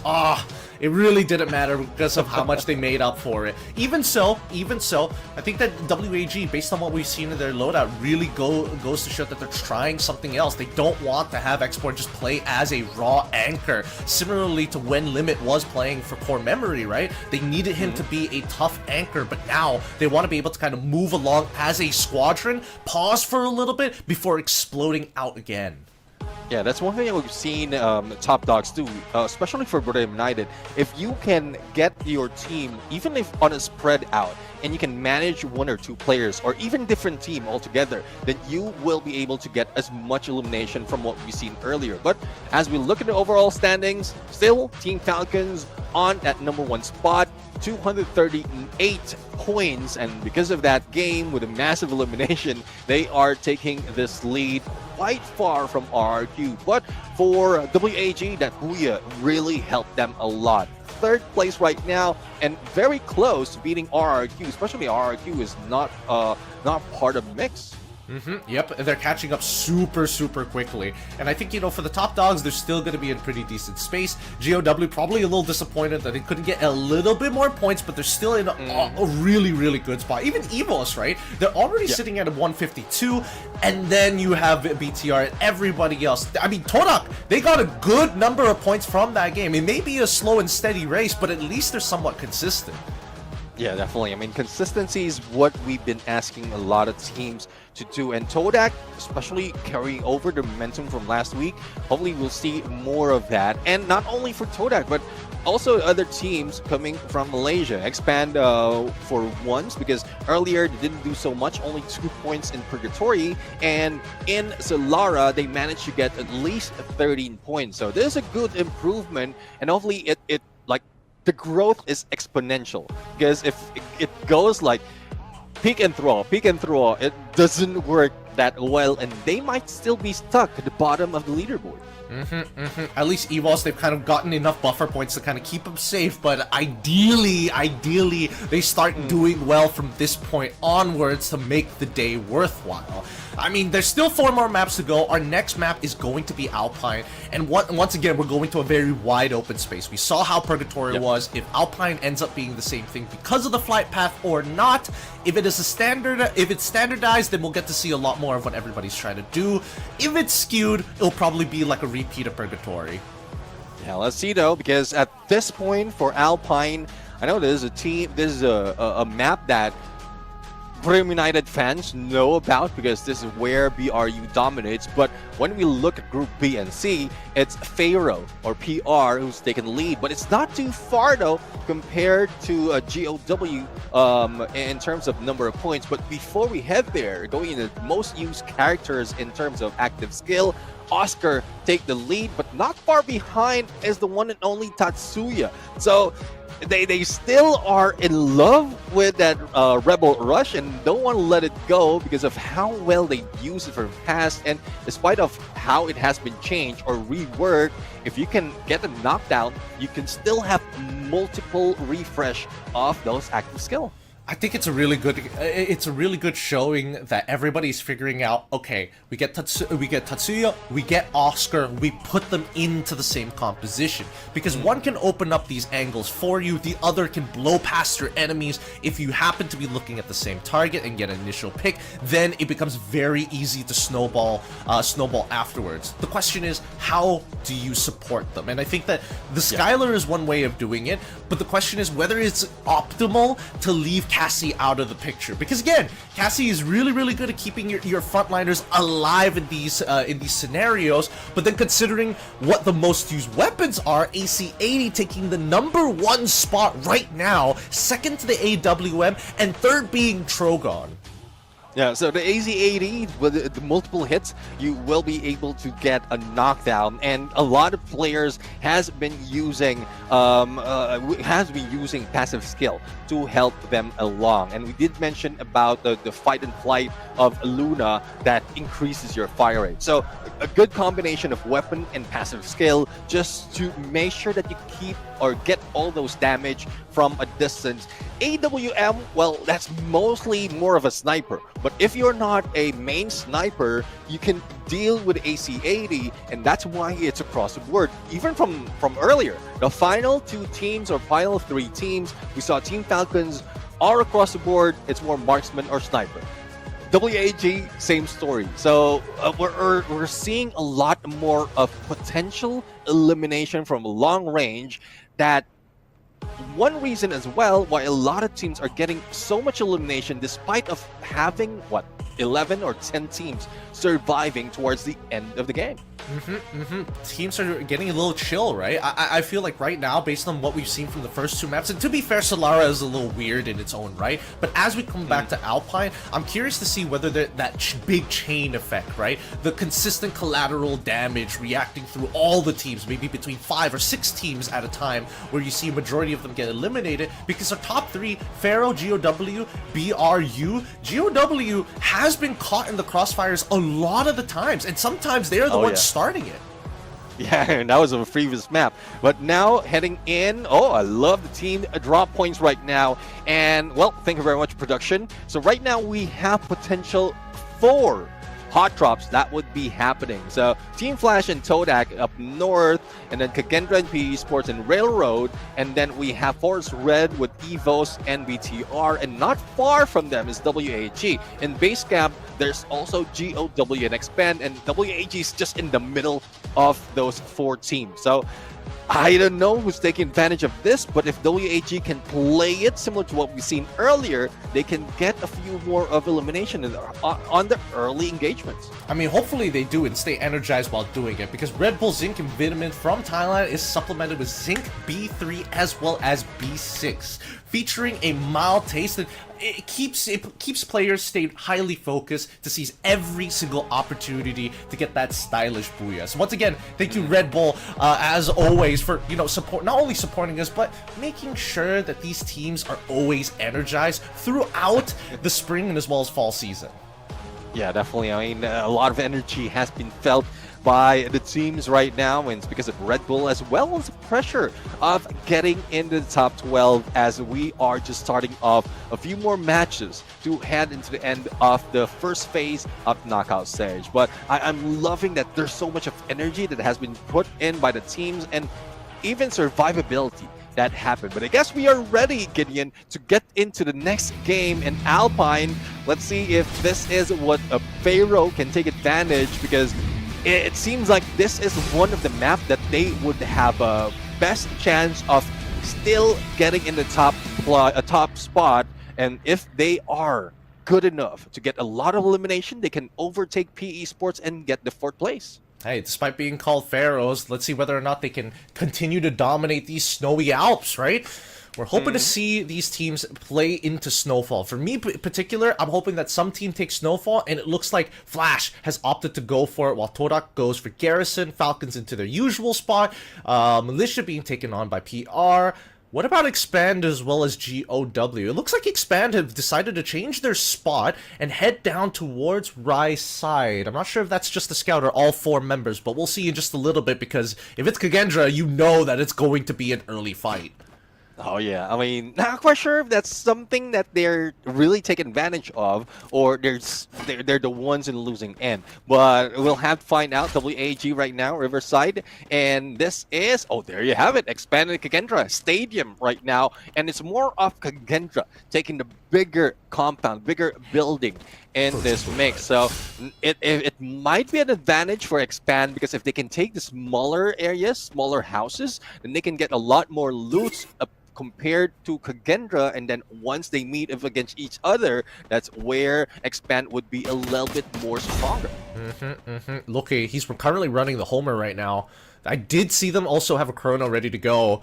So at this point, it's about the loot pool, right? Kagendra, again, have looted the majority of the big buildings. High-tier loot has already been found. I would assume he could get a little unlucky on the RNG. It's tough to say. But you can see that both Expand as well as Kagendra not immediately running at each other. Majority of them don't even have their armors ready. Yeah, I mean, this is one thing. There's a huge risk, especially in a hot drop, just like this. And Vaults, though, good rotation on him. The only question is, will they be regrouping as well as barricading themselves? Because they have a better chance of surviving if that happened. But for Loki, well, it has been reversed. 3 players make that 2 players against him. That weight make it difficult for Expand to survive. Now Rama would be the focus of 2 players of the team, and I'm loving what Kagendra is doing right now. Isolation and then going for the hit. Divide and conquer, as we call it. Expand. Oh, getting blasted down just in time. Can he get a revive at the very least? It looks like he might have been able to do so. But while all this was happening, the scout, Cyrus, has been sniffing out the gunshots coming in from Kagendra. Oh, did they not see him? I'm pretty sure that Raz spotted his backside, and now that should lead to the rest of the team jumping on forward, as we see the Todak is in the middle of a fight by Railroads against PE Sports, and it's a pretty open field. Unfortunately, it's a 1-for-1 trade for now. They can't let him get that revive off, but Faiz is able to take out Darrow with a quick headshot with his AWM. Vidals is the next to follow through. Faiz, really good picks. Yeah, I'm seeing great potential for Todak right now, especially in CQC, because we know from Malaysia's side, they're the ones winning Clash Squad, and this engagement is like typical Clash Squad gameplay. Now, Team Pharaoh has inserted a coin and will be the next challenger in that battle, and let's see if Todak is prepared to go against them. But for WAG, they will be left with 3 and they need to move away. Faiz ends up getting picked off here. Dawn already finishes him off as Noki gets the instant revive back. Off screen, GOW faces off against Onyx Olympus. cut back to that. Onyx on their last member and immediately get eliminated here. It wasn't even close. No members from the side. I just thought I saw Hans go down, but he got picked up straight away. Oh my goodness. We cut back to WAG against Kagendra, and Kagendra currently leading the eliminations for this current map as WAG finally get Explorer back up to speed here as they creep around looking for an entry point or at least a pick on one of the Kagendra members. Yeah, let's see though. I mean, it's tough, especially on how they are spread right now. But I guess passive gameplay is also something that would work for WAG. But for Pharaoh, Cougar, no elimination just yet from him, but is connected with that electrotherapy and a little bit too aggressive, especially he spotted Vidal's already. But a quick recovery, quick revive has been done by Todak. Now, a lot of engagement has been happening. We have, I guess it's working against my condition right now because the focus is switching from one team or one engagement to the other, and given that, still have 11 teams, so it looks like it's similar to what we've seen earlier in the previous map. It looks like everybody's being a little more aggressive. They're all sending out their scouts to look for potential engagements happening across the map, especially if they have neighbors within the area here. Traps trying to get the shot, unable to finish off the last quarter of WAG's health, but GOW's health, but the end, he wins out that fight. Todak now have to go for another reset, and the waiting game between WAG alongside Kagendra continues on here in Stadium. And I think this is going to boil over into the second round. Let's see though, second round, who's going to ring the bell? And WAG right now, well, Kagendra already have the court on their side. So they have the home court. WAG would be the ones as guests, and two players might be the target. Raf right now almost being taken down with a shot, but quickly recovered, and Tikui backs away. So this might be a bait and switch being done by WAG, but no one from Kagendra is falling for that. But PLS1 says, no, we're going to take you down one at a time. Cyrus knocked down, and as well as Tikui, Raze with the double vector, and not quite sure if this will work, but WAG has been taken down. The aggressiveness of Kagendra has already paid for them with 8 eliminations. WAG, they got comfortable, and they got comfortable too quick. Zenzi already double headshotting, finding an elimination of his own, putting his team up in 4. But yeah, WAG really dropped the ball after they saw the initial Kagendra member wide swing in to the time turner, which again shouldn't be the case. They already knew they could see the time turner through the wall of which they were holding the court from. You can never let your foot off the gas. GOW still at odds against Todak. This has been going on for a while. They've accumulated 7 eliminations at this point. Yeah, let's see though. I mean, it's more of back and forth, but it's a good thing that pickup's being done on GLW, and there's no revival involved for this team. So they're still maintaining their, I would say, passive approach, just going in against teams that is close or they know that they have advantage. But if they know as well that a lot of teams will be within the area, they would flank longer. But as you can see right now, Dion is part of a hit list. So this is also one reason why players or teams specifically are pulling away from the group, because once you are on that hit list, your place in the map is shown. So you don't want to go to engagement. They will wait for the final 2 minutes, I would say. I think that was the time that we have on Dion until it dies down, and then they can go with the rotation with the rest of the teams. It's free information. The rest of the Todak members still on the outside of the blue, looking for any ways to go in. Faiz knows that he's in trouble. He's communicating with the rest of his team to actually go and start rotating clockwise down south and then eventually to the western side to hopefully bypass the members holding Faiz hostage here. As we can see that Kagendra, he's looking for that opportunity. They see Faiz fly off. They don't catch him in time. But do they realize that GOW is already on the prowl? They go to the second floor to double confirm. They want to make sure that nobody else is here. Yeah, well, I also guess that they realized it because they saw it in the minimap. And with that hit list being available, or being, I would say, much cheaper, a lot of players, a lot of teams have been using it, and we've seen that so much, even from last week. a lot of markers being shown on the map, giving off their location, and that's one reason why some of the teams are playing passive, and some of the teams as well know exactly where they need to head if they're aggressive enough. But for Kendra, aggressiveness is still paying through. CT7 would be, I would say, falling back into the fray, but Raz right now would be falling down because of what's happening against Todak. But Todak is already spread out. But fortunate for Noki though, he has been isolated from the rest of the team, and Todak being outside of blue, same with Kagendra, would need to find a way onto the next phase of the circle. Otherwise, it will just them going down one at a time. I mean, they need to beat out these Todak members who've been gatekeeping them and been fighting them for such a long time at this point.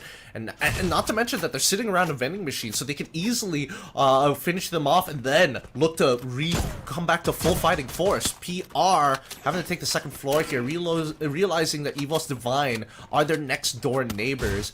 I'm going to guess that it's all the members of Flash in there. Yup. Every single member on that second floor.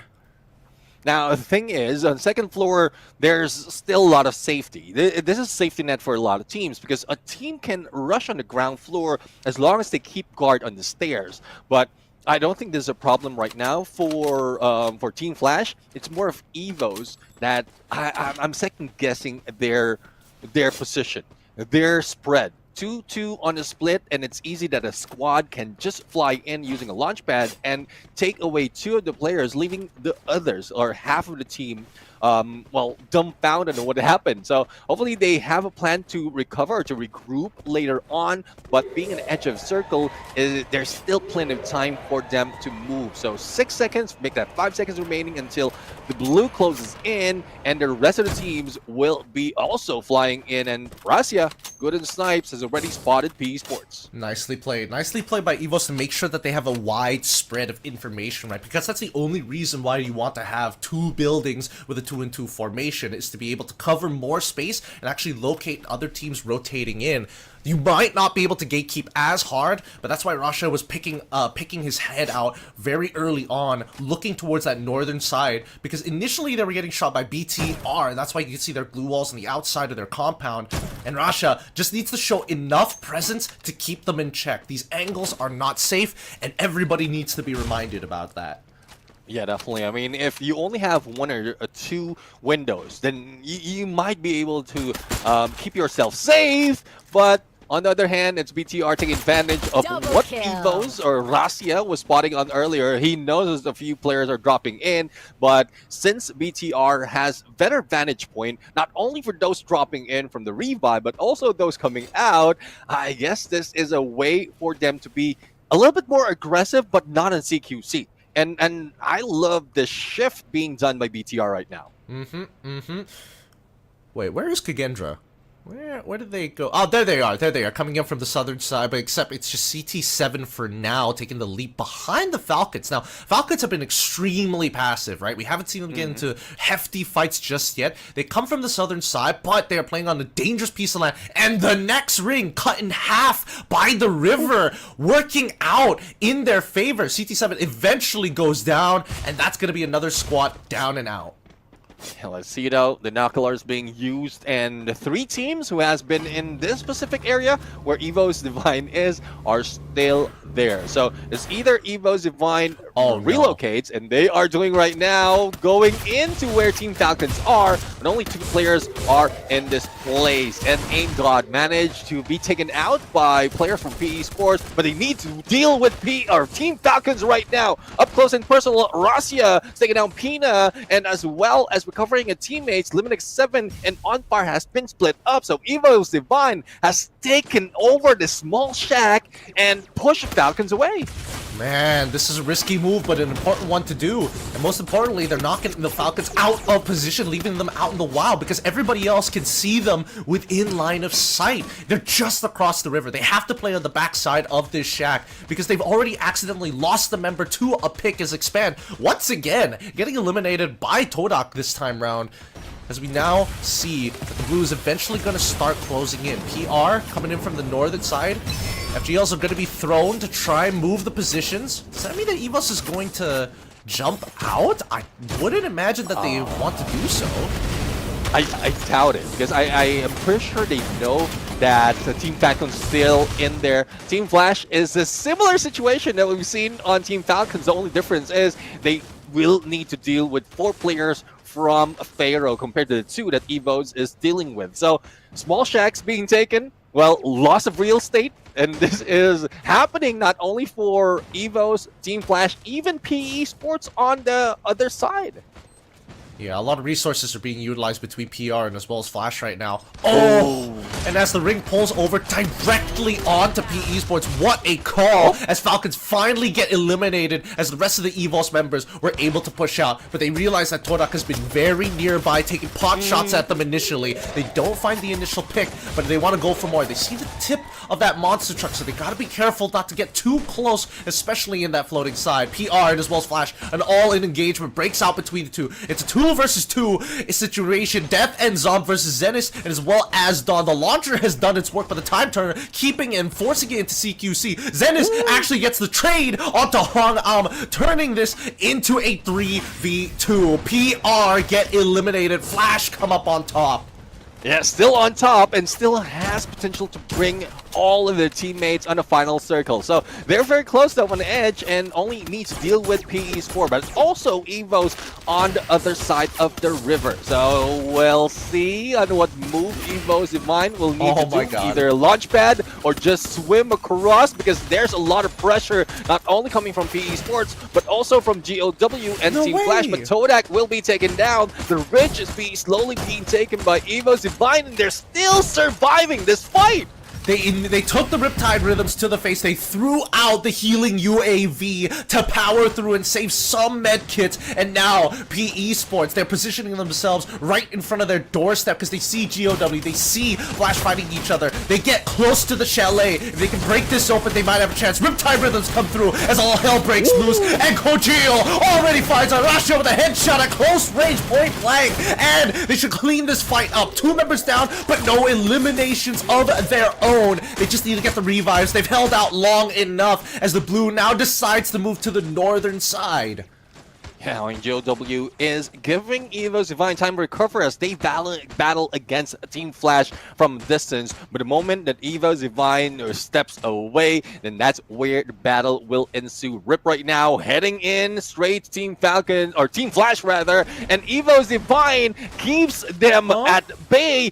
Koi will be taken down. They got information, and now they're chasing against GOW, the savior of their team. And Team Flash will be on the other side, the other compound. Now, Evos Divine is rushing in. Coach Hill on the front line. Rasya right now on Overwatch. And, well, they shift their momentum to GOW. It's much easier to deal with them up close and personal, out and open compared to Team Flash. But it's a team versus team right now, Gideon.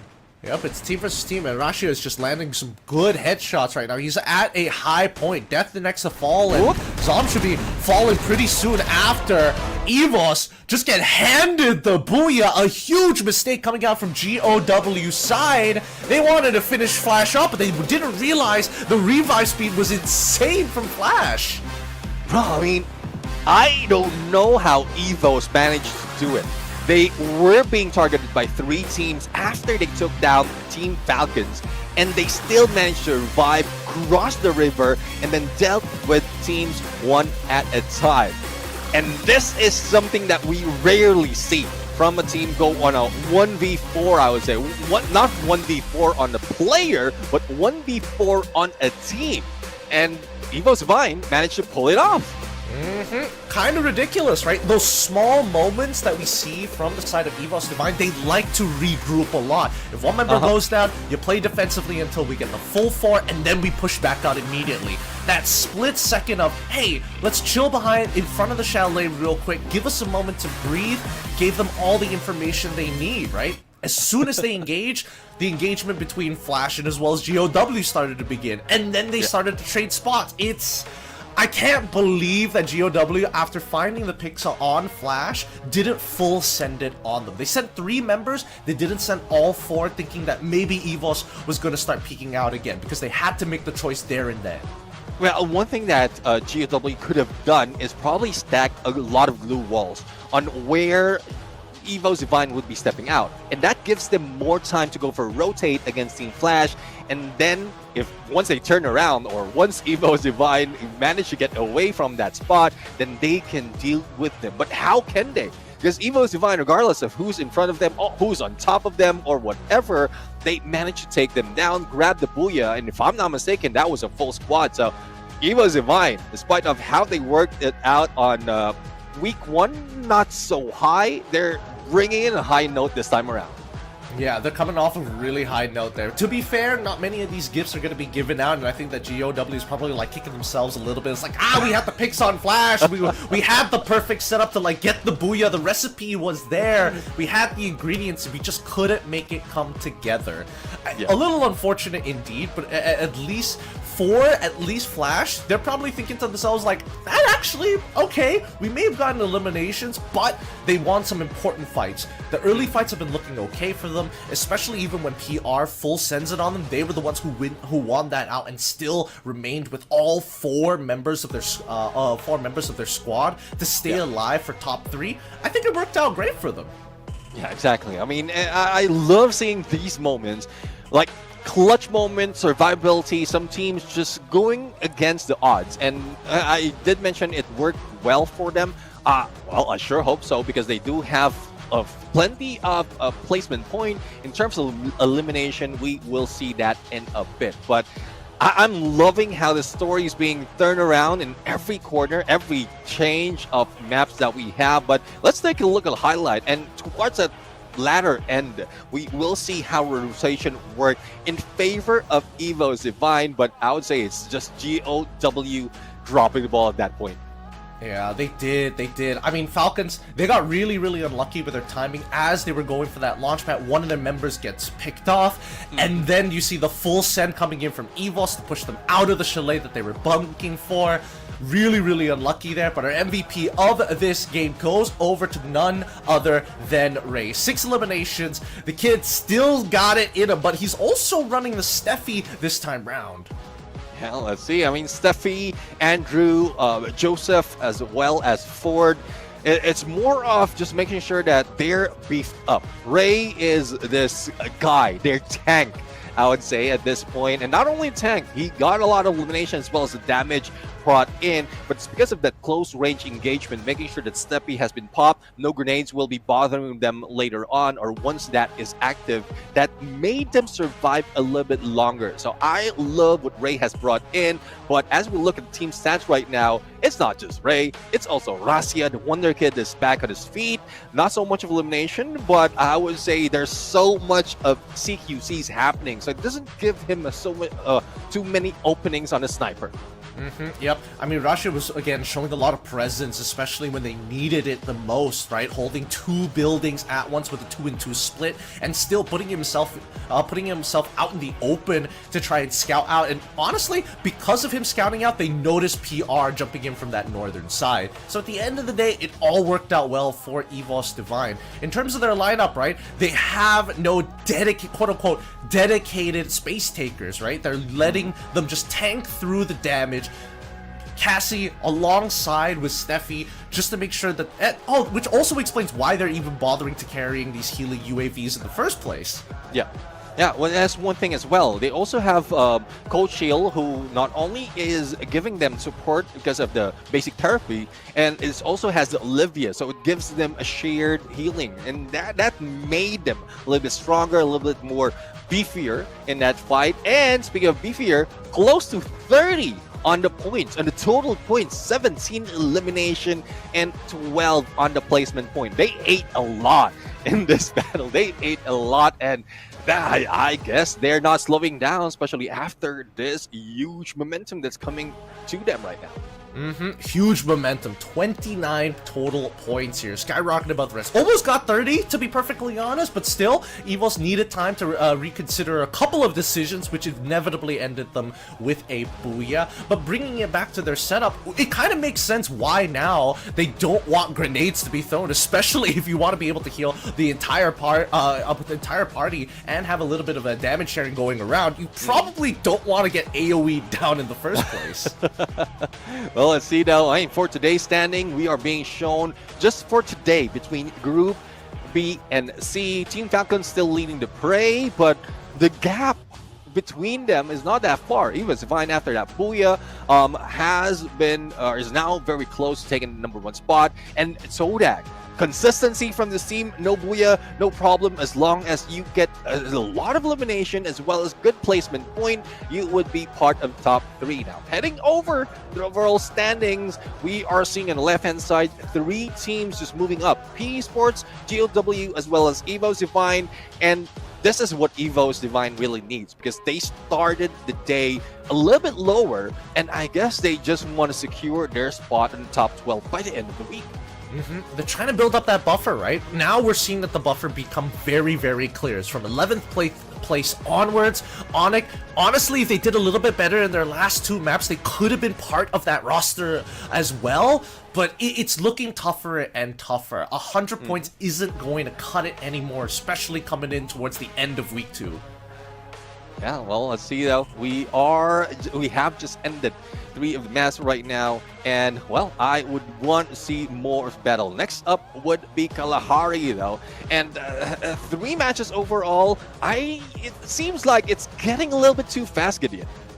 It is. I mean, these games are going very, very quickly, but they're not ending as quickly as I thought it was. Other than map #1, I think that's the only one because we didn't even get to the final ring, couple of zones.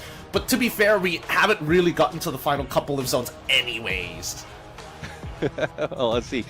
Let's see though, as excitement is already building up. We have done or halfway through the day, and we still don't see, I would say, a huge set of lead being taken by one team, especially on the daily standing. So we'll have to find out if there's anyone else that will be popping off apart from those grabbing booyah for this day, because I love to see a mix-up of everyone who would be grabbing more points compared to what they did in week 1. It only proves to show that this rest, the week's rest, is helping the team adapt as well. Because if they can do their homework, study their opponent, as well as change whatever information they got, and earlier we have been shown a drop spot, and a lot of teams has changed or pulled away from those hot drops. So they don't want to die or probably engage early into the fight.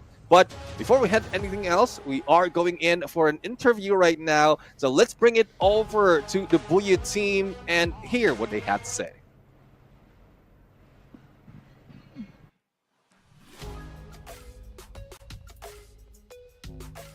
All right. Thank you, casters, survivors. That is it. 3 games down. You know it. It's time for a bit of an interview. And let's get straight into it. I'm here with Ray from EVOS Divine. Hello, Ray. Halo. Udah 3 game nih kita lalui bersama-sama di matchday pertama pekan kedua ini. Gimana rasanya melihat persaingan yang ada dan juga pertarungan yang tersaji? Silakan dipikirkan jawabannya, aku akan translate dulu. How do you feel about going into the first 3 game on today's match day, entering the second week? Mungkin kalau perasaannya di week kedua ini kayaknya gameplaynya agak pasif aja sih dibanding week 1. Oh, so he feels that the gameplay is a bit more passive this week for some reason. Apa kira-kira yang membuat gameplaynya terasa lebih pasif? Apakah pergerakan dari lawan atau memang ada strategi khusus yang juga disampaikan sama pelatih supaya kamu bisa menurunkan intensitas dari permainan? Is there any specific strategy that your coach told you to do to turn down the intensity a little going into the second week? Mungkin kita ngikutin gameplay di pot kali ini aja sih. Jadi kalau gameplaynya pasif, jadi kita harus ikut pasif juga lah. Oh, so basically what they're doing is that they're trying to follow the gameplay that has been played on today's spot, but they are trying to adjust a little more to the game. Okay, last question. Memasuki pekan kedua yang artinya juga merupakan pekan penentuan, apakah ada target atau harapan sendiri yang digantungkan kepada para player dari EVOS Divine? Is there any specific target that you like to achieve knowing that the second week is actually very important to determine your position in this competition? Mungkin kita kasih yang terbaik aja sih. Kita ikutin arahan coach kita aja. Kalau kita main pasif ya kita harus main pasif. Gak ada target yang harus ke satu banget sih. Okay. So for now, they're just trying to give their best, play the very best as they can, because as we all know, second week is very important. So Ray here, and of course on behalf of his team, is just trying to do what the coach is telling them to do, and hopefully this strategy could send them further into the competition. Thank you so much, Ray. Good luck for the rest of the game. And survivors, we're gonna go back to the casters. I'm wondering kira-kira apa yang mau disampaikan para casters mendengar jawaban-jawaban dari Ray tadi yang udah siap banget nih memasuki pekan kedua dan pastinya ingin lebih menyesuaikan dengan pola permainan yang ada di pot kali ini. Take it away, casters!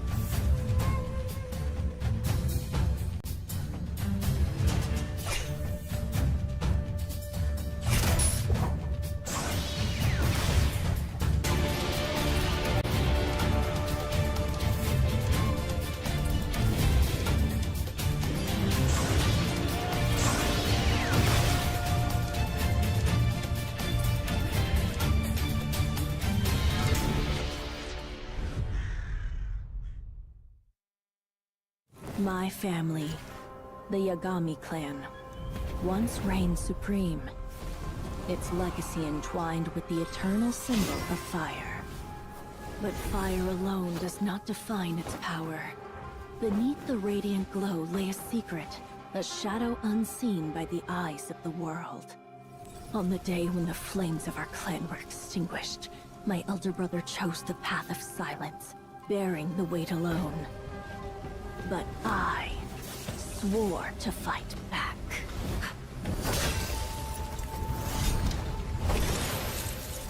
Why did you do this?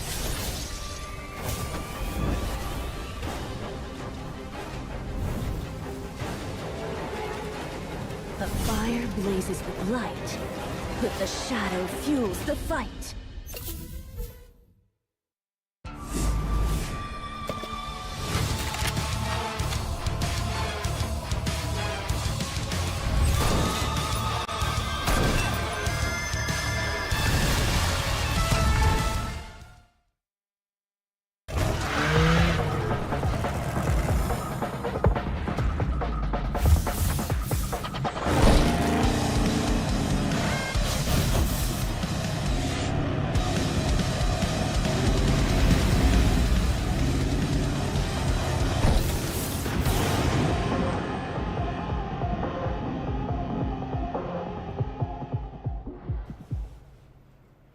Welcome back, everybody. You're watching the Free Fire World Series Southeast Asian Fall Season of 2025. My name is Getting Q, and of course, we also have Neptune here at the desk to keep you guys entertained because we've already gone through 3 maps and the fight is only heating up some more between Groups B as well as Group C.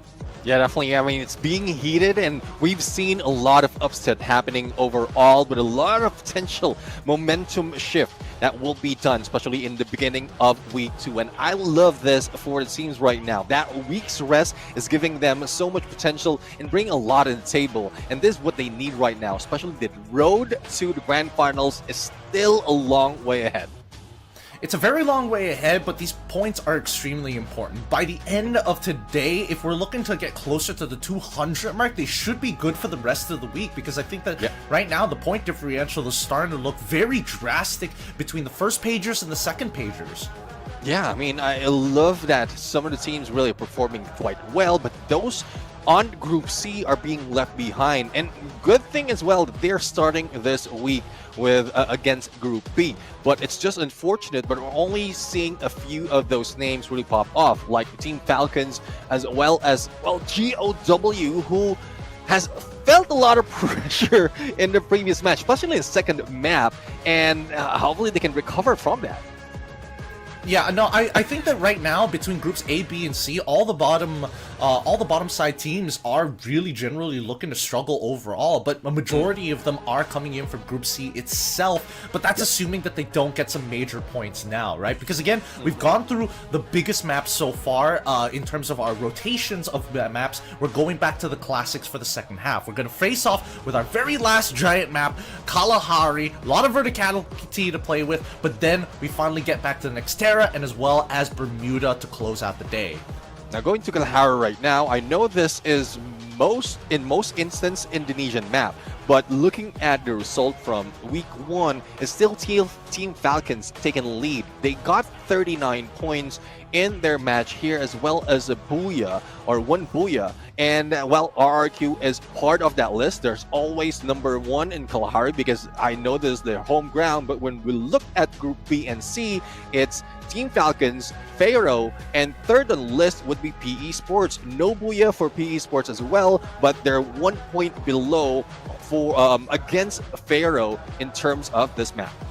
And I want to see whether or not, you know, the teams are going to start changing their strategies coming into Kalahari. Because the last time we saw Kalahari, we were making sure that teams were not only getting chased around, but making sure that these early engagements really counted, right? Forcing teams to reset on Kalahari is pretty brutal overall once you get into the third, and especially once we start getting into the fourth ring, because there's just no POIs to play for by Ring 4 in itself. And you would imagine that the Indonesian teams would be doing well, but they keep colliding into resistance all across Kalahari.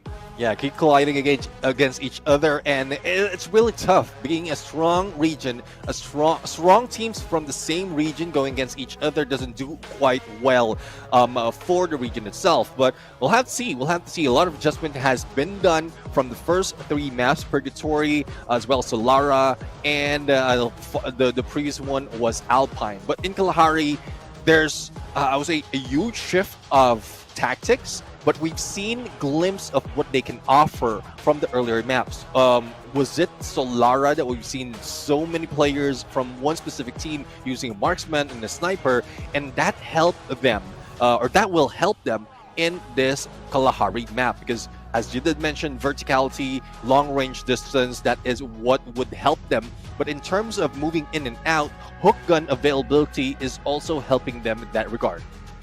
Yep, teams who are looking to hurt their opponents and then chase them afterwards are really going to benefit on a map like this. So it's kind of 50-50 for squads like Onyx Olympus or even Team Flash, assuming that they don't take an early engagement from the get-go. And let's assume that they do win it. Still, moving on, they're going to need some prime weaponry if they want to survive.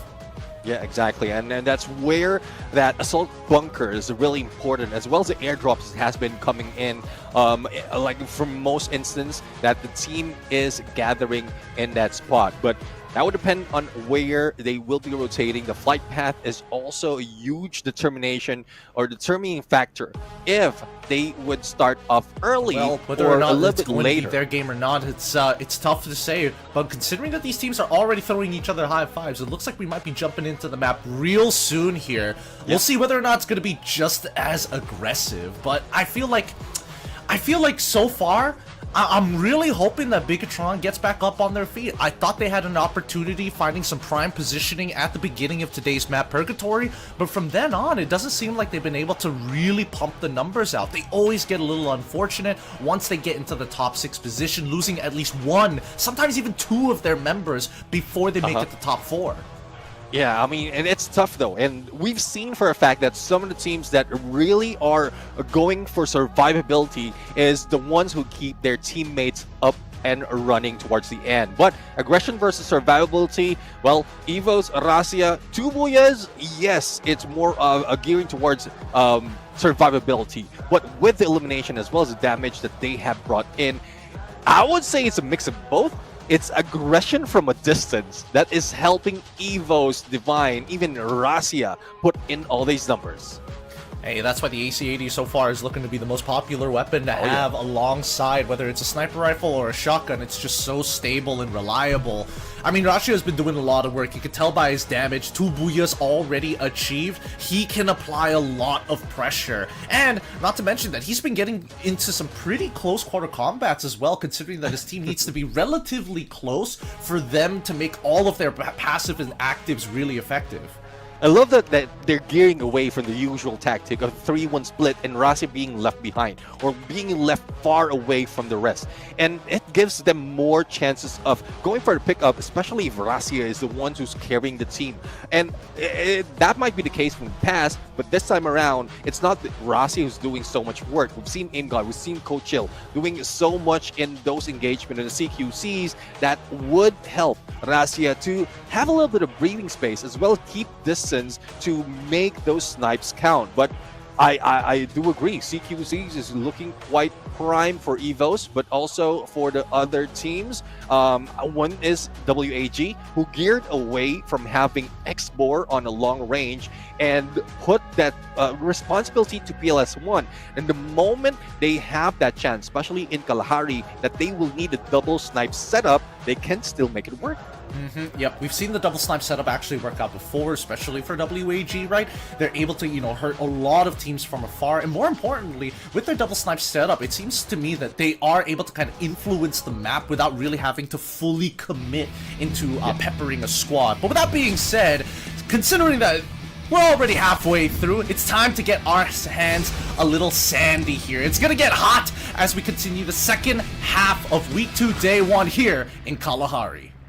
Yeah, well, the sandy desert and the heat of the battle is about to begin. The flare flight path can give a lot of teams advantage, but let's take a look as where they will be dropping. And X-Pan, who might be going against not only a Pharaoh, but no, Pharaoh has already moved into Santa Catarina, but it's GOW who's heading into Stone Ridge. Now, two teams heading Stone Ridge is, I would say, not looking good for either team, but knowing that in the next week, they might be having Borem United part of the mix. So it might be three teams going against each other once that happened. But so far, GOW and Expand. GOW seems like, in paper, the stronger team. Now, there's a chance for Expand to really prove their worth.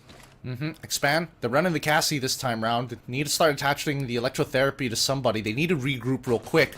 Seeing that Vault's as well as Rama. Oh no, Vault's instantly getting picked off here. That's one less member that they're going to work with. Hans gets traded back instantaneously. Nicely done. Luki is just making sure that he's keeping his boys alive. Vault's, he's going to be able to get that revive real quick. WAG was facing off Kagendra off the screen, but Expand, now that they've kind of regrouped together, and even dropping the time turners. Great shots coming in from Rama. That should be able to close things out as Too Fast quickly ducks in, taking out traps, expecting a scout here by Stone Ridge. Yeah, I mean, scout from TDK or Todak right now, who's trying to take advantage of the chaos that's happening between GOW and Expand. But it seems like Expand's winning the fight, and GOW as well has made a good run away from Todak. So they could have been taken down by this team, but good enough that one of the players from Todak has been taken down and traps will be revived. But Rip right now will be ripped out of this battle. There goes the Rebel Rush, but no! Rip with a Thompson ripped away Noki, and as quickly as that has been revived. So not quite sure what the plan of Todak is right now, but it seems like them being spread out from Sub to Stone Ridge is somewhat of a losing game that they're starting out. So hopefully in the future, we'll still see more of them regroup before they go for the engagement. This is how the way that TDK likes to actually play out their early game, right? If they don't get no early engagements, they quickly look across the map to see whether or not their neighbors are going to be nearby, and then they don't mind spending the coins to actually bring back one or arguably even two members, especially since there's only two of them looting up everything. Now, we already see the picks starting to come through. WAG have a bit of split of their own, but they have to deal with Kagendra. Finally, PLS1 is able to take out easy for Raf. The other members, Cyrus, again, trying to make sure that they have a long spread into the zone itself, but they don't have any prime positions against Kagendra just yet. Yep, no prime position, but the hook gun might be a great position taker for Cyrus. Bison in hand, trying to go up close and personal with Thumb. Oh, no, that was a Max 7. That is quite well in the CQC. That would bring Cyrus down. Now, we'll see if this will be a takedown on CT7, because I know with all those engagement can pull in the rest of Kagendra, but no, Kagendra is just pulling away, and CT7 will be left on his own. But despite of a knockdown against X4, the follow from PLS1 will knock him down, and the pickup can be done for WAG, or at least for one. But for Onyx right now, they are on the battle against PE Sports, but not quite sure if this is an overshoot of a reposition for Onyx, but this brings Onyx a little bit spread too thin. I don't know about that. Expand ends up getting eliminated here. Kermix, I think he was looking for the potential lone member from PE Sports who's trying to anchor down from that southern side, right? Because you can see that Onyx, they're trying to get to the top roof here, and it's really, really dangerous, especially when you've got snipers peppering you at the same time. PE Sports, they're known to kind of just stick together and work as four, but Lao Ho is so far away with a pretty good angle, and even Flash getting involved in here, flying on over and finding their own picks. Putra, he's got to make this fast here as they give up the position on that top side. They might just bail out of the scenario.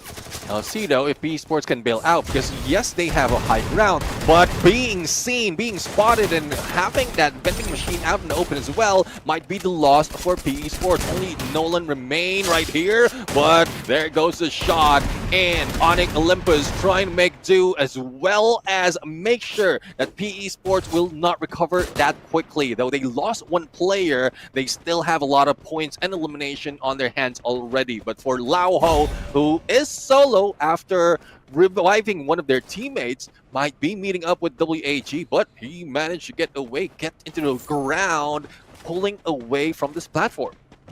They have to quickly scope around. I don't think they saw Lao Ho, who's hiding directly underneath. But BTR finally take out members of Flash. They get the revive straight away, but now PR is taking on GOW. While this is happening, on towards the sub. GOW, no time to breathe here. Cougar, he's trying his best. Oh no! It's just too much to handle here. PR take out the rest of GOW, no problem. How did Cougar just get to walk up for free here?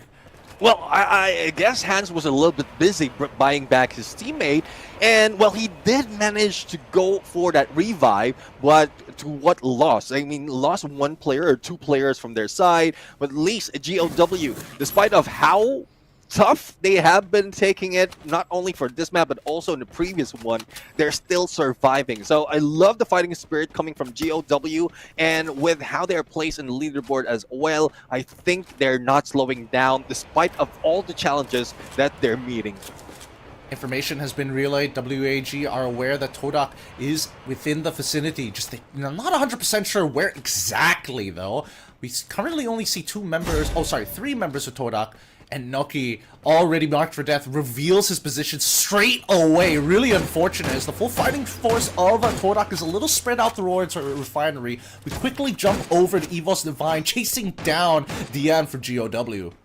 GOW has been in a rough start, and up until this moment in the first going to the second phase of Circle. But there's plenty of time though. It just so happened that the flight path is fair, all bases are already covered, and there's a limited option for them. But I know there's still a few options that GOW can take, especially on those revive. But for the other teams right now, they need to move fast, because apart from blue closing in, there's also a lot who's already going for the gatekeep. And this is Kagendra, CT7 with that SVD, and the rest of the teams being on a hit list as well. This is Raz. He pulls away from where they were and now regroups. So more numbers to deal with whoever will be chasing them despite of being in a hit list. Yep. PE Sports by Santa Catarina able to find Dian again after being revived by Akoy. At this point, they've just been chased all the way across the map, and I mean, PR, they're not going to let this go, right? They've already thrown out the UAV as well, despite being marked by Kagendra's Raz. They don't really care about this, but it gives full information to GOW as to who is currently on their tail as they make their way into Stone Ridge. Laoho now getting peppered on the other hand. Is he left by himself? Does he have no other team members? It looks like he's all by himself, and Russia quickly takes him out. Yeah, I mean, he has been taken out, Lao Ho, and it was a result of what happened earlier. Lao Ho was quite far from the rest of the team, but I don't think they have been taken out completely just yet. It's just that insurance policy, and after a revive, probably has managed to bring back the teammates. And we're seeing a few of those together with Team Falcons, but there's still a lot of risk involved. Pina tries to shoot down on Nero, but Nero a little too quick on that launch pad.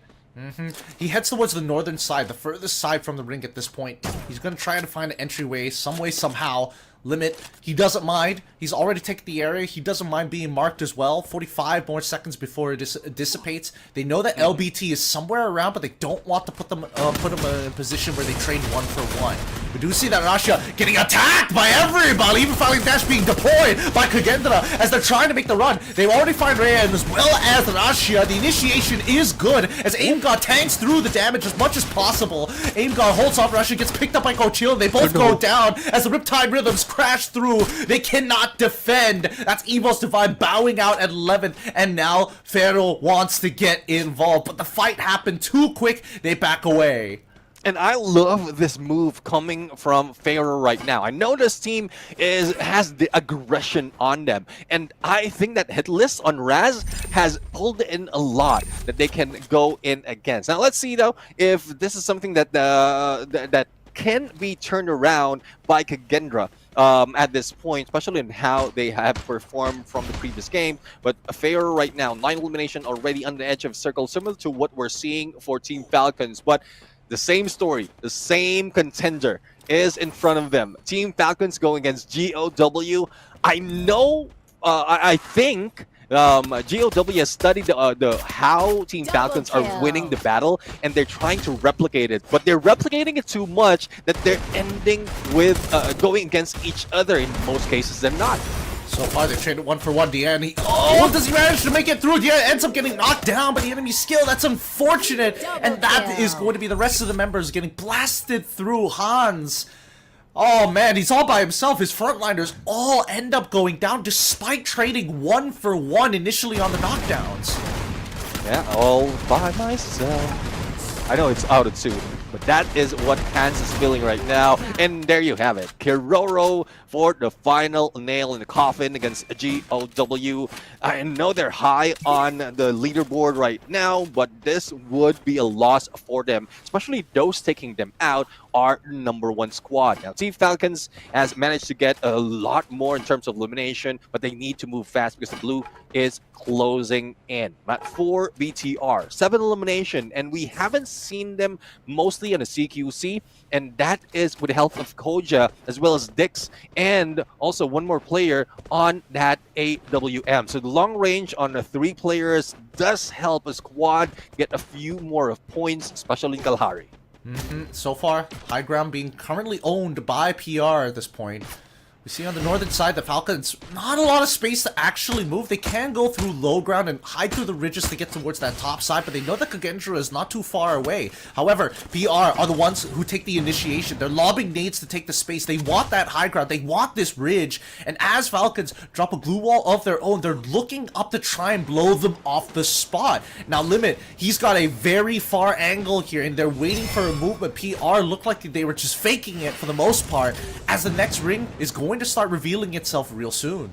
Oh, there you have it, and it is on the side of Kagendra. But Kagendra has been waiting for this battle to ensue for quite some time. So the moment that PR or a Team Falcons manage to take down each other, I guess that is where Kagendra steps in, or probably steps out of the current circle and try to get as much elimination as possible. But for those close behind, it is WAG as well as Onyx Olympus. Only 2 eliminations from WAG. Doesn't look too promising, but I guess this is what how they are trying to play this out. A little bit more passiveness, despite of the firepower that they have with PLS1 and X4 combined on the long range. So, this is questionable for me, especially looking at WAG with not so much of elimination, but going back to what we've seen, PR and Falcons going against each other, and it's Kagendra taking advantage. Yep, Kagendra has a power position, jump put down low, but On Fire is already down on his knees. Limit is already making a run for the inner side of the circle to hold out for as long as possible on that low ground, but the rest of his teams fight out. Kiroro finally falls. Same goes for Pina here, as Kage... They haven't really intervened as much as I thought they would at this point. Now, PR starts taking the space, and Limit is trying to out-heal it while he hides behind cover. And at this point, with the rest of the northern team starting to dwindle down, BTR alongside Kagendra are the big benefactors, as plenty of elimination points are falling into their hands. Dix finds another one in WAG, but Faiz finds the shot onto PR. I'm guessing that Torak is on the southern side of that map. Yeah. This eastern side is getting very, very packed. Oh, definitely. I mean, a lot, especially at blue closing in, and Team Falcons will be taken down. Kagendra, no, feeling the wrath of PE Sports. They've stayed here for quite some time, and only CT7 would be left. And PE Sports with a full squad, they need to run because the blue's closing in, but a 1v1's happening on the other side in LBT. No love, but hate against those trying to take them down. And they managed to survive with a full squad, even Onyx Olympus. How silent they have been spotted because of the open area that Kalahari has to open. And that is just revenge for them. Kagendra, they took them out last week in the same fashion, right? PE, they were all stuck as 4, but they flushed them out real quick. But now, they fell into PE's trap, having 4 people on the swing. Not exactly ideal when you're looking for an isolated target. WAG, they have to start making a move eventually, but BTR are holding them hostage here. They're using the grapple hooks, but they don't cover their backs, and unfortunately, PSL1 and Cyrus take the brunt of the damage because of it. They thought they walked away with no tax, but BTR says, no, we're coming for you. You have to pay it up. PR, the next to fall. As we see Tikwe, he manages to get Tix on the way out. They've taken enough damage here, but they also hurt BTR. And WHE has a good chance to go for the backstab against Kyung right now. There goes the Ripside Rhythm, but it is coming from Team Flash. Decoy would be hit with the Drogon coming from Kyung, and Kyung will be running in. Not quite sure unscathed, but he will be knocked down because of the blue. Now, Koja and Juan try and survive a duo that would be deadly in this fight, especially distraction is happening on the side of PE Sports, and Todak, but the pickup after a knockdown is being done by PE Sports quite well as Nolan provides the distraction. Only Videls remain for Zodak, and PE Sports is still a full squad who might be battling against Team Flash, but no! Wang Am managed to take down Nero and confirm that. So it's a 3v4v1 situation, and Todak's losing it. So close for PE Esports to actually recover from the damage, and now Valiant Dash has already been used to could get a deep cut on this northern side. Flash have to take them on 4v4 as Hwangam goes into above and beyond. They take them all out in one fell swoop. It wasn't even close there. What a move coming in from Hwangam. Well, Team Flash, we know that they are an aggressive team. It's a good thing that they pulled it off in this final moment. And Team Flash grabbing their second booyah for the knockout stage, and I guess with the placement on the 13th place that they have before this game has started, this would move them up a little bit closer to a safety spot, especially by the end of the sweep. Oh man, finally, second half of the rotations of maps, and we see that Flash really have gotten off the rust. They're ready to Clash Squad. I don't know. PE Sports winning out their Clash Squad of their own, and then Flash. Oh my goodness. That was such a nasty move, going above their heads to make set up this play. Yeah, it's tough though. I mean, for Todak, I know they went in for survivability, a little bit of aggression as well earlier on before only one remained. But Team Flash, not only did they deal with a lot of teams, especially in the final circle, but they've dealt with it from a distance, keeping themselves safe. So this makes the team more deadlier, especially in Kalahari, if you can keep yourself safe. Because I know for as well that Onyx Olympus, one of the team that has been passive all throughout the games, didn't survive in those engagements. So Team Flash, aggression from a distance. This is, I guess, the name of the game at this point. It really is, right? We saw all the teams who got close into the CQC ended up taking a full brunt of the damage and not winning it out. PE Sports are a little notorious for that because, again, I think a lot of their strategy was having 4 people to deal with the man who swings. Whether it's 2 people, whether it's 1 person, it's not all 4, that's for sure. Well, definitely. That is something that has twisted the game overall. Another team would be taking part of the Booyah Takers right here, especially in week 2 or day number 1 of week 2. And from Team Flash, not quite sure if this can bring them a little bit higher because compared to the other teams as well, they've done so much more. And I hope the Team Flash can bring themselves up on the remaining 2 maps. I hope so too. Honestly, I thought that Kagendra was in a primary position here. I'm pretty surprised that they ended up losing on their full all engagement. I mean, let's look at the highlights one more time to see how this played out, because initially on the outer ring, once the first ring was predetermined, a lot of fights started to break out between a lot of the teams. But the recovery as we got into the mid game became very evident for a majority of the teams at the same time. Yeah, let's see though. Let's see if this is something that they can turn around quite quickly, because comparing each map or each engagement in each map from the 1st to the 4th, a lot of changes are being done. Those that's happening are doing quite well on the early parts of this day is failing towards the end. But Team Flash right now, MVP would be Wang M. And we know how it is from distance. The sniper of the team wearing that Skylar can just break down a lot of defenses and even bring Suzy into play, because we know how revival is priority in most of the team. Moko for more information, and Maro as well. From a distance, he gets all those damage, increases damage that will be dealt with the snipe. So 7 elimination, 2992 on the damage, and 8 knockdown. It's only Wang Am that we're looking at right now. In a bit, we're going to see on how much more Team Flash has done in this game. Running the Trogon, nevertheless, as well, having that extra bit of firepower, especially with the way that they've been kind of clash squatting against a lot of teams, right? It seems like they're making sure that the double peaks, triple peaks, full squad peaks, wide swings have been extremely good. Because again, I'm surprised that Flash is coming out of these scenarios alive. Early engagements haven't exactly gone well, but they recovered almost immediately after, and it looks like, yeah, we saw death, we saw ABCD, and as well as the Zom taking a lot of damage after their early engagement, and I think it was only Huang Am who was the one bringing back his squad. Yeah, well, based on the result right now, especially, they didn't show up that much on, I would say, until that final moment.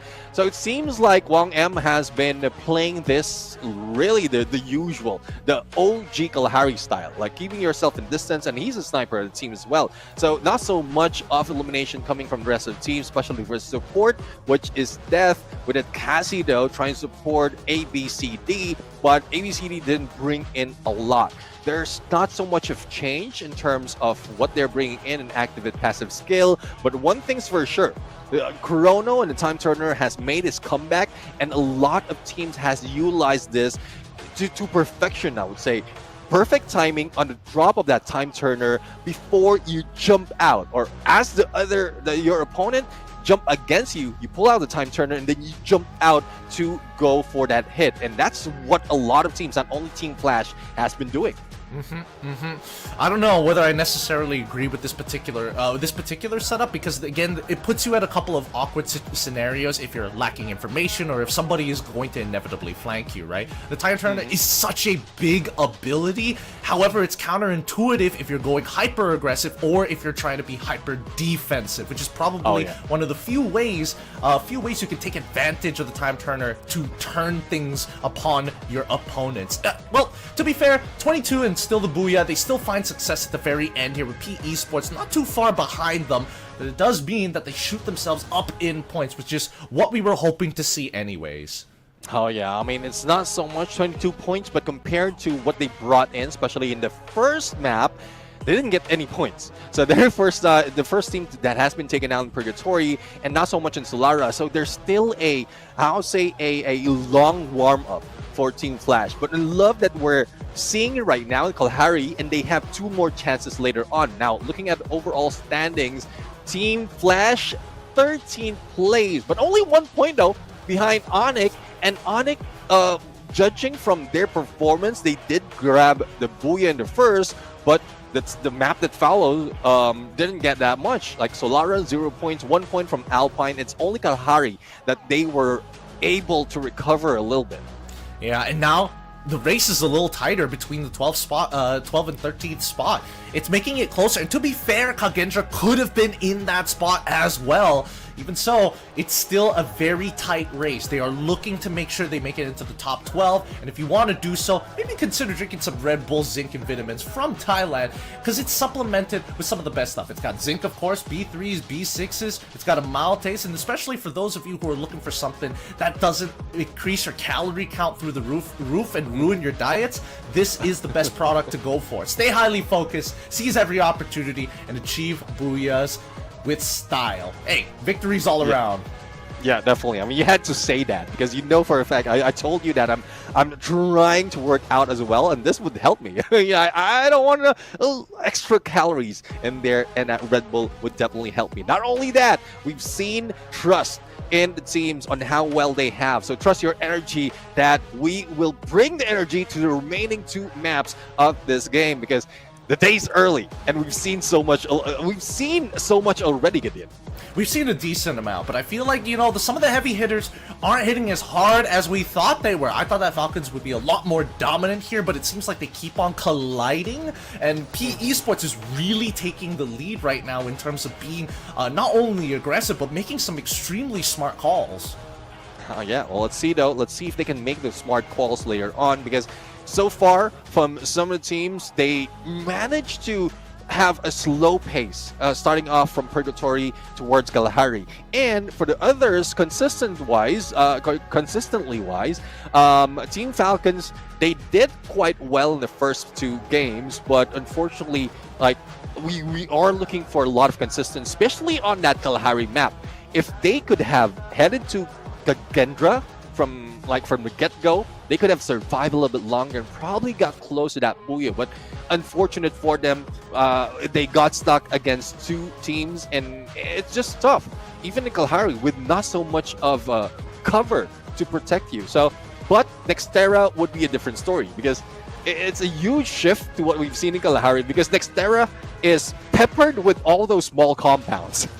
Yeah, it is peppered with a lot of small compounds. Maybe it's going to allow teams like Falcons to kind of sneak their way in rather than having to play on the outside and taking so much damage with no means of getting in. Same goes for Onyx as well, right? You can avoid by hunkering down, disincentivize your opponents by having to make them full commit in under your roof. Not exactly the best play for a lot of these teams, especially when there's so much play area to work with. Definitely. I mean, Nextera, this is, I would say, one of the newer maps other than Solara and Alpine. So it's not an OG map, but we've seen a lot of teams really make it work in this map. But looking at the numbers as well, when it comes to Nextera, it is Team Falcons who's still leading the fray.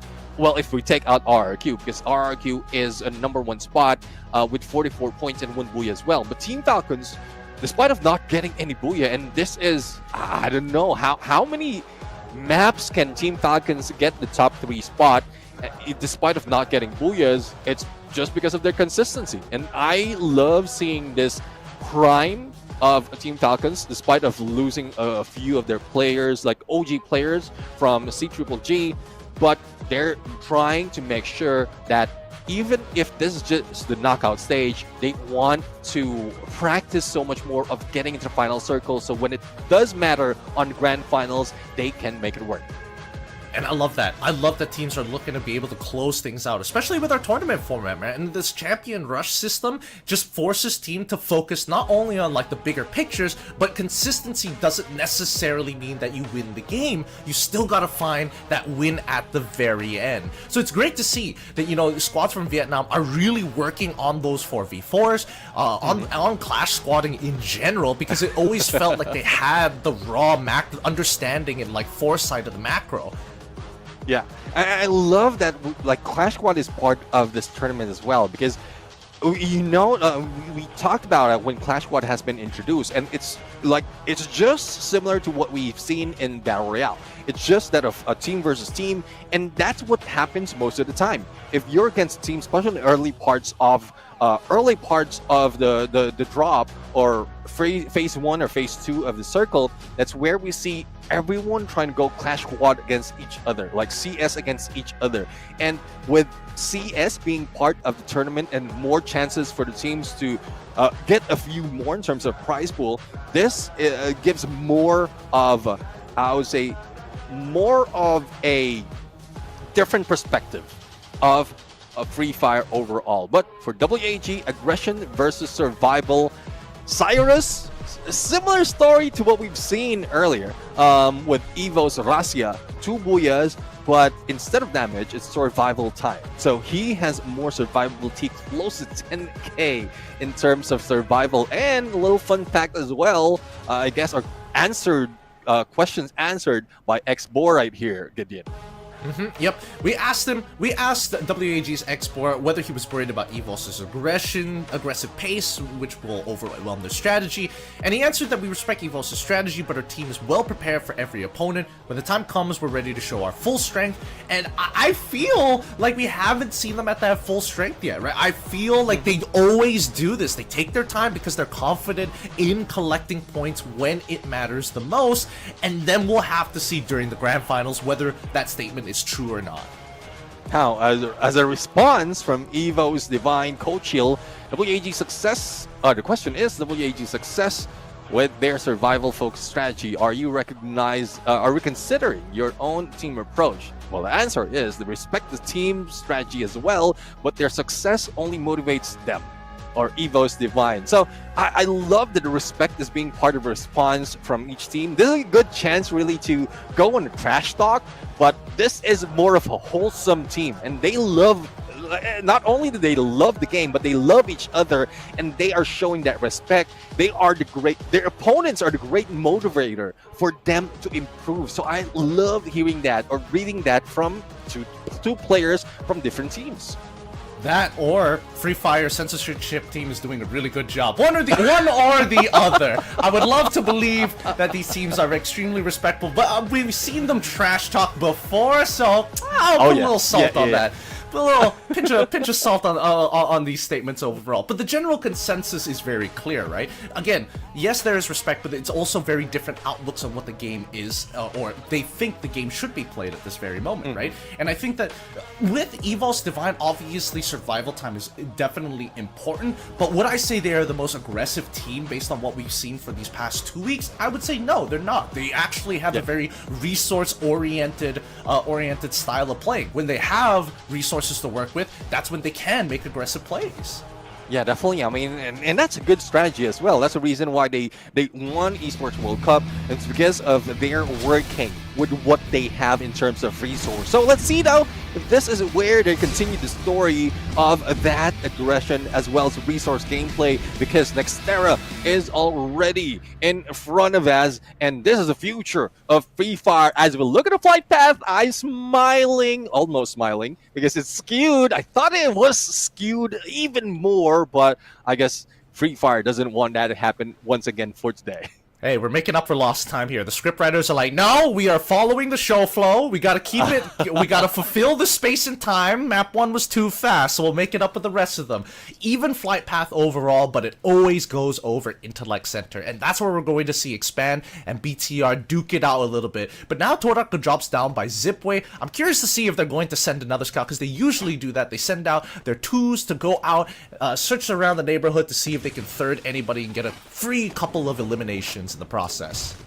Well, let's see though. I mean, it's a little bit too early to tell, but a lot of weaponry is being taken right now. Expand though, despite of having a compound, I don't think they have the weapon to go against. When one takes down walls, and Koja right now, a lot of pressure, but it's Kyung who finished off Rama, and Luki, who's out of the picture in Intellect Center, managed to bring back at least one of their teammates. So there's still hope for Expand. They're not out just yet, but for WAG, I know a lot of pressure are on them. But Onyx Olympus, I guess the passive gameplay from Onyx Olympus can be their, I would say their survival factor later on. But with JOW going against Todak, a lot of engagement has been happening overall. We're not seeing a team being wiped out just yet. Everybody's still alive, and for the time being, as WAG face off against Onyx, now that they have their full fighting force to kind of cover their boy here, they should be able. Wait, hold on. They see Crimex here actually trying to make the flank open, and they trade each other. What a shot from Crimex, despite getting Cassian as well. Zyro the next to fall with the help of Cyrus covering. Now, they do know that Putra is on the opposite side. They get the revive down. I'm surprised that T-Cray didn't immediately use a med pack straight off the rip, or maybe he doesn't actually have one on hand. It is a pretty early fight here. Yeah. But now Putra, he's quickly dropping down. The Riptide Rhythm has already been laid on the ground, but it's too late. It's just too much firepower from WAG. And speaking of firepower, I mean, early engagement with, if you have the plasma gun, it gives a lot of on that firepower, especially the fire rate. But traps right now, Trogon in hand. Akoy would be taken down, and two more in target. DN will try to go in for that revive with a vending machine, but didn't get too close. And Noki putting a lot of pressure now. Faiz on the other side, even despite of the jump, he might be taken down, but no, DN managed to survive, and it was Faiz! I call that right, from afar. That is the great position for a sniper to do so, despite of all the chaos that's happening on ground. Speaking of chaos, right, we go into another engagement. It is going to be Kagendra facing off against P Esports. P Esports, unfortunately, on the losing end of this, is Kagendra are able to bring back their members, and even the contract has been deployed to chase them out. They're going to be looking for every single one of the members of P Esports. Let's see though if P Esports can bring back one of their teammates, but for Adam, out in the open, it's ABCD putting in one out of the 1, 2, 3, and let's see if they can continue on. But for Onyx Olympus right now, well, Deca Square, a good spot for them to recover, but with one being left behind, Zyru will be taken down. Now Kagendra putting pressure on Nero. And we're not seeing so much of the rest of the teammate for PE Sports. It is only Lao Ho, though, in oversight he's quite far. So if this is a bait and switch gameplay or situation that's being played by Nero right now, it's a little risky because up close and personal, easy for Raph. Well, not that easy to be taken down. Oh, I mean, the first shot connects from the side of Nero, but it doesn't get any more. Second shot takes out too easy for Raph. It's as if he forgets, and then the Valiant Dash to break through the glue walls. Nero finally goes down. A little frustrating for Kagendra for sure, but PE Sports, they're not done with their meddling ways just yet. Luckily, there is a vending machine nearby to bring back their boys. Onyx, oh, okay. Onyx kind of split here. They did get their initial revive right next to a PE Sports member, to be fair. But now, where do they look to regroup? And it looks like they're heading towards the southwestern side of the map. Yeah, I mean, it's smart for Onyx Olympus right now, so they're still playing to their strengths, survivability, as well as getting away from everyone. But compared to Pharaoh as well as BTR, these teams has been aggressive, not only for this competition, but even in the past, and they paid dividends on that. Most of the time, they're the first team to be taken down. Now they're taking each other out. Jump will not be jumping on. His legs has been cut.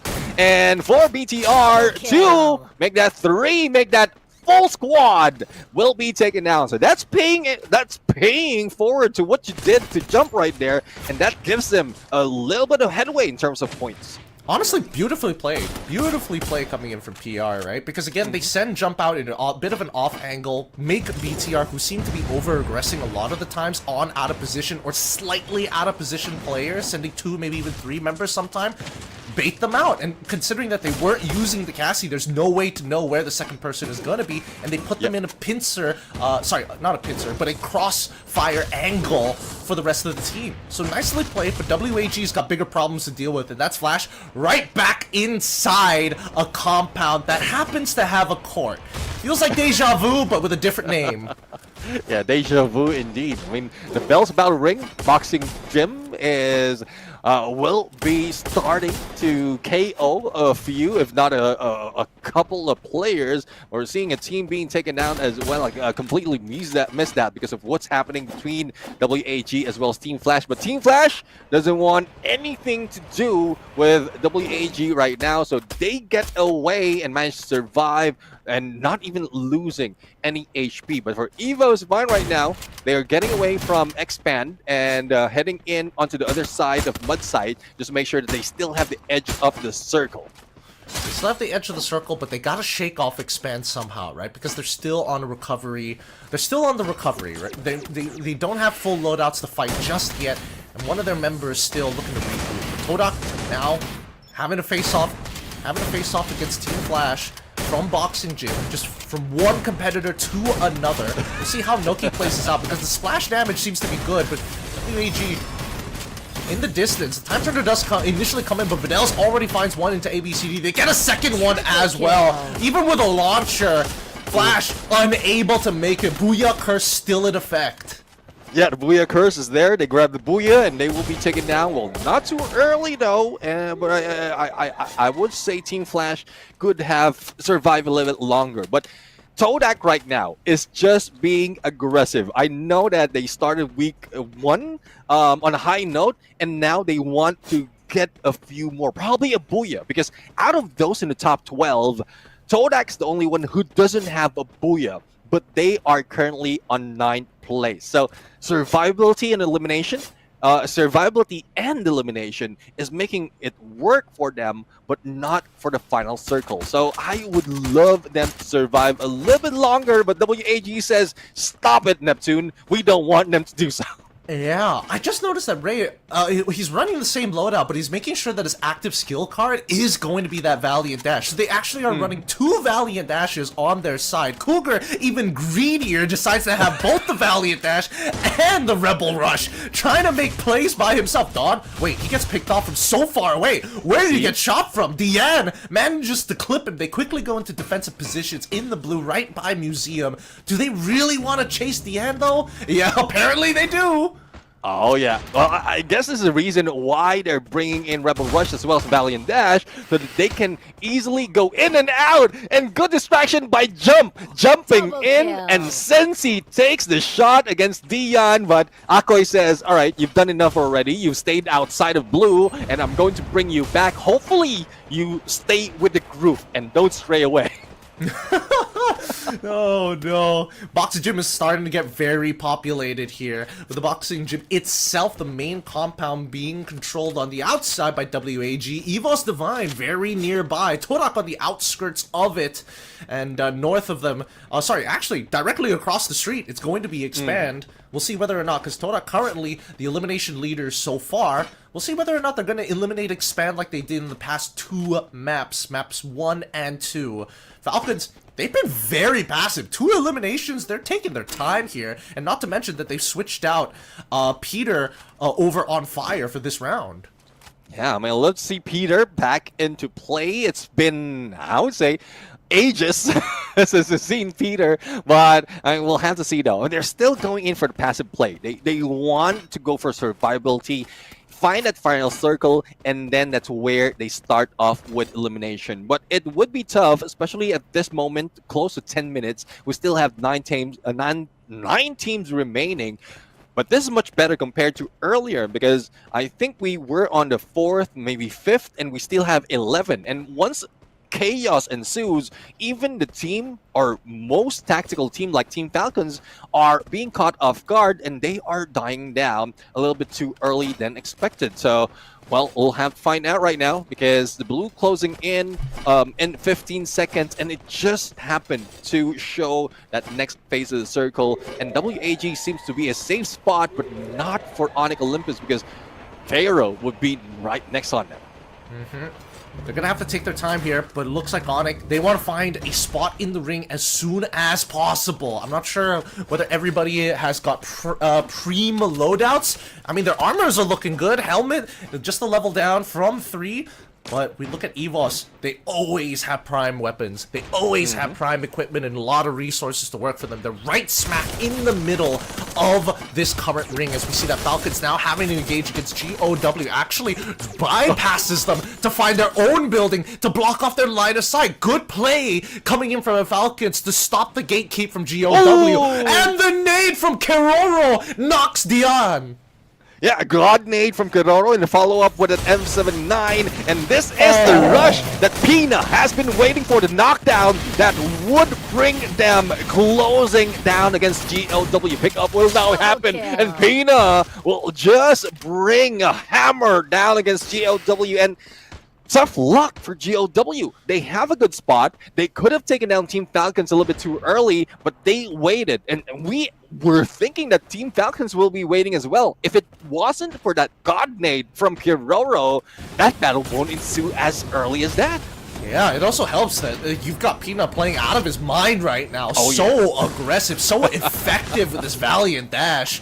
Oh my goodness. Now, we see that the number of squads still alive is rather astounding now that the southern side is actually pretty open for anybody, but nobody wants to take it because they all have a building of their own. Expand as well as P Esports are directly next to each other, while Torak as well as Evos Divine hold them hostage across the street. While Falcons, they can own 2 buildings, they completely dominate the north side of Boxing Gym. That is one thing though. I mean, earlier we've seen binoculars being used, and they spot Team Falcons, and now PE Sports has been spotted as well. So either way, whoever uses the binocular is trying to find a space that would potentially be the next phase of the circle, and this is what's happening right now. 6 teams remaining on where the next circle is, or next safe zone is, and this is what they need to worry about or to work with.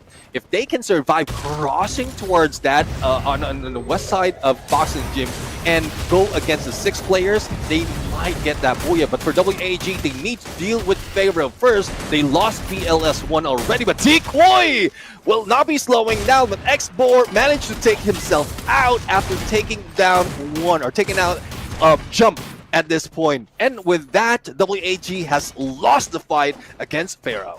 Yeah. Oh, nice stuff. Nice stuff. Unfortunately, Tikori didn't get a reset on that dash, unfortunately, to do it again. But at that point, he tried his best. He tried to block off, tried to go for the revive. He just get cornered in too quickly. Now, EVOS Divine alongside with Onyx have gotten into a bit of a scuffle, but they leaped in very early on. Riptide Rhythm has already been thrown in. I'm pretty sure somebody just threw an A1 at them. Not sure who did it exactly. I'm going to assume it's EVOS, but there's a chance that it could have been straight up PE. Yeah, it looks like. But PE Sports, very close to Onyx Olympus. Even Crime has peaked already on PE Sports, but that didn't make a move. So not quite sure what the play is. Onyx Olympus might be a loss later on because there's a lot of teams already jumping in. But speaking of lot, 3 levels of teams would be in here near to EVOS, Todak, as well as Pharaoh, and, well, Team Falcons would be at a feast right now if they can manage to take down all 12 players. Yep, they take the outside compound, but stay on the bottom floor. They nade spam in, position themselves wherever they want to, because they know that the main entrance to the bottom floor has been blocked off by 2 glue walls and is guarded by Aim God. Todak is in the 2nd floor, and on the roof we have Cougar, Zensis, and as well as Dawn holding out for their lives as Falcons is waiting for anybody to walk out of this anthill. On the opposite end, hold on, Onyx is taking on PE Sports, finally making a move after so long. They get the initial drop on them, and Expand they try, but unfortunately PE stands on top. No eliminations for Onyx whatsoever as Expand now gets involved. Hearing the commotion going on, LPT forced to give up his teammates. He ends up dying regardless. What a move!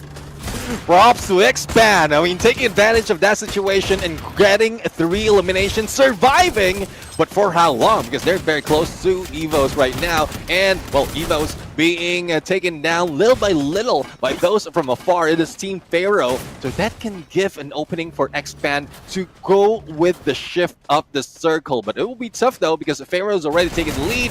Team Falcons on the back end, but Limit will be taken down by Noki. Kuroro fights back against Videls, and it seems like Team Falcons and Todak is trying to go head on against each other, and it is Todak who's surviving.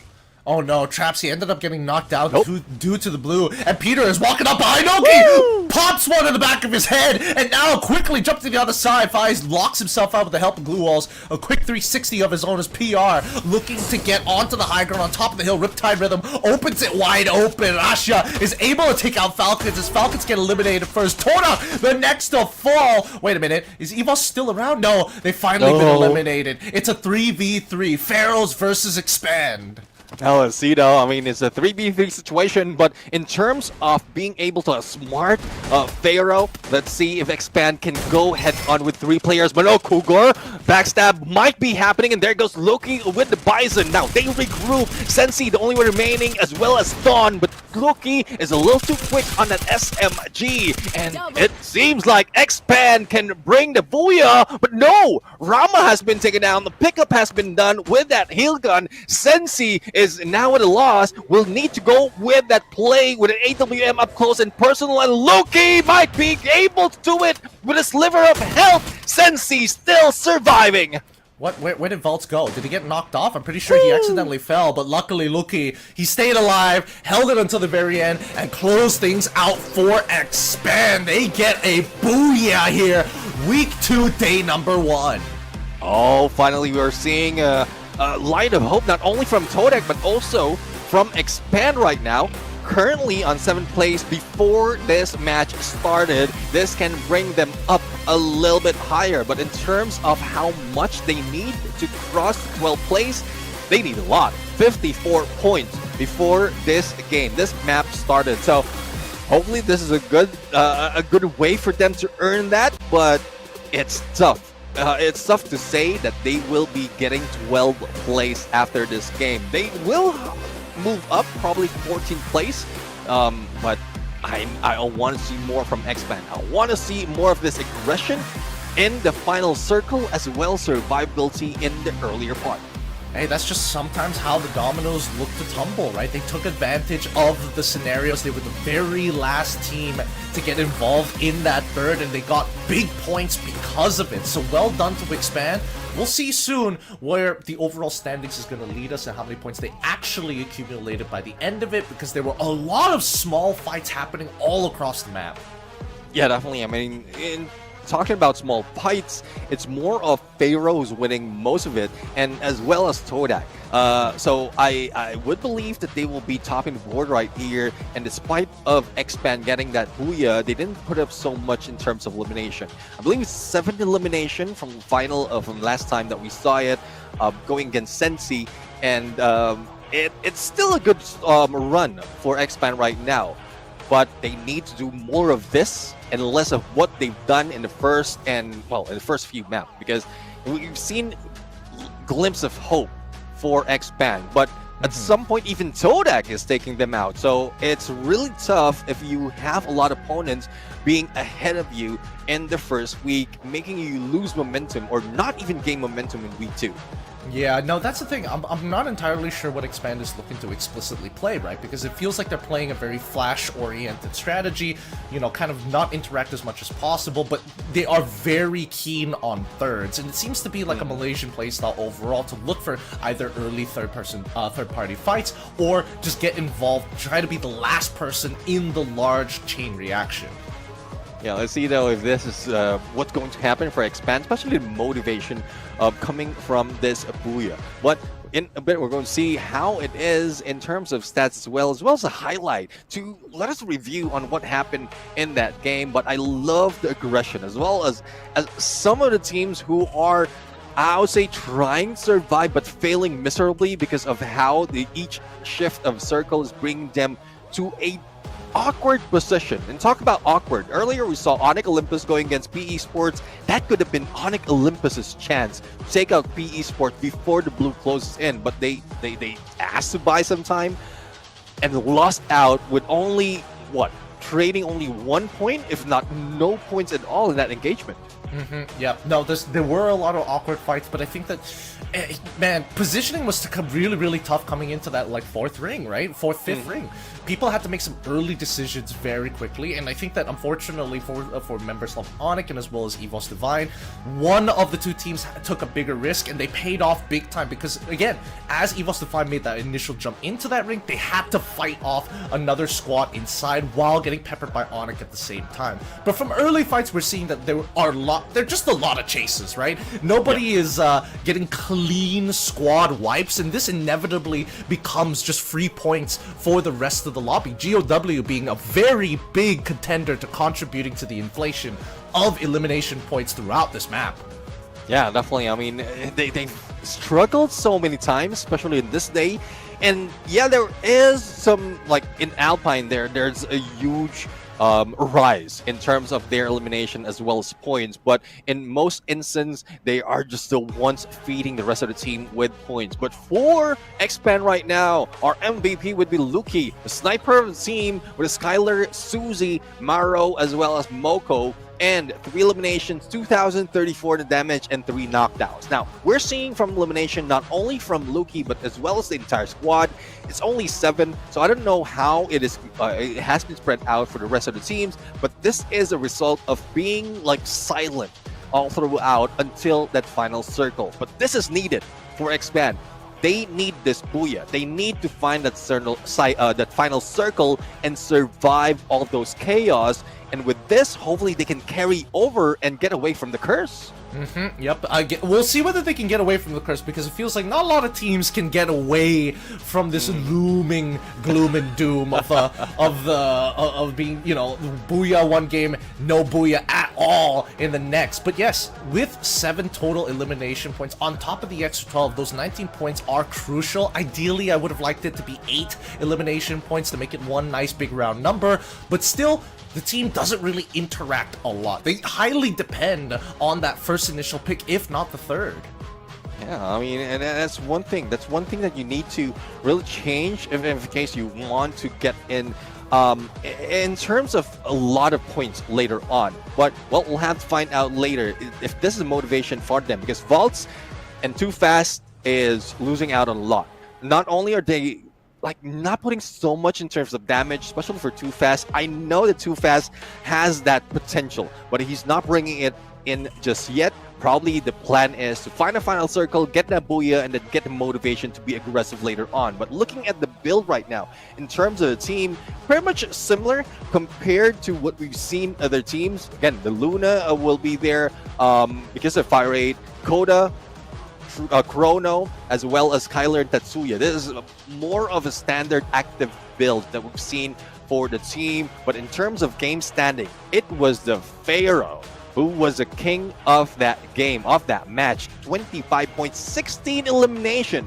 And I don't think the second place can damage that morale because they put in so much of a fight in this game. Even the third placer, Todak, managed to get 13 elimination, taking lead against Expand. Yep, a lead of only 2 points. And this is why I think that PR, they're good at what they do because they start getting aggressive towards the latter half of the zones, right? Again, ideally they want to kind of just chill out for a little bit, just wait until they have a good read. Ooh. But when they have the right conditions, you can really see them kind of bust out of their shell, which you don't see happen very often, especially during grand finals. But throughout the regular season, it is just such a staple play for Pharaohs. Bro, look at this board. Those in the top 5 are the ones not getting booyah. This is mind-blowing right now. And you did mention about Pharaohs. I love the aggression in that previous map. But Todak right here is showing us great consistency. Being top of the board, no booyah. And this really shows, going back to our code, no booyah, no problem. But hopefully it doesn't carry all throughout grand finals. Only in the knockout stage. Because Todak, 11, 15, 16, 14, 21. That is the points that they grab on the first 5 maps. And they are on top right now. Pharaoh has been aggressive overall, going with elimination, but not so much a placement point. But it's easy for them, now that they're finding their groove, to take that #1 spot by the end of the day. So hopefully Todak doesn't drop the ball on this final game in Bermuda. Yeah, let's see, because again, Bermuda is a very standard map. Unless we get like a very skewed flight path, I don't think that's really going to change because they've been playing relatively consistent overall with their playstyle. Yes, they're getting a lot more elimination. They're getting a lot more eliminations. They're taking more fights more confidently, which is great to see. But more importantly so, I think that with the additions of PE, Kagendra, alongside with WAG, just so far showing that they are willing to fight, are making teams like GOW, Team Falcons even, take a more passive approach to the game. Yeah, I mean, passiveness is... there's a lot of questions, especially for the viewers out there, for the fans out there who wants to see aggression. But passiveness has been a great tactic overall. But let's take a look at this map right now. I mean, it is RRQ who's taking lead, followed by WAG and AG Global. So RRQ is not part of our mix right now. Same goes with AG Global. So let's take a look as to who would be following them or replacing them. So WAG, Team Falcons, and Team Flash. And going back to no booyah, no problem, Team Falcons, top 2 in this map out of Group B and C, but no booyah yet in Bermuda. They've yet to find it, to be fair. The closest they've gotten to is second every single time. But that was last week. This week might be a different time for them, right? And so far, we haven't seen them consistently find second places like they did in week #1 itself. I think everybody is very amped up, and more importantly so, to the Falcons, whether they do good or not, they've secured themselves more than enough points to start qualifying to get a pretty high ranking overall by the end of week #2. As long as they stay above 12, they're in a good spot. But let's look at team performance, right? Because in terms of team performance, EVOS is doing phenomenally.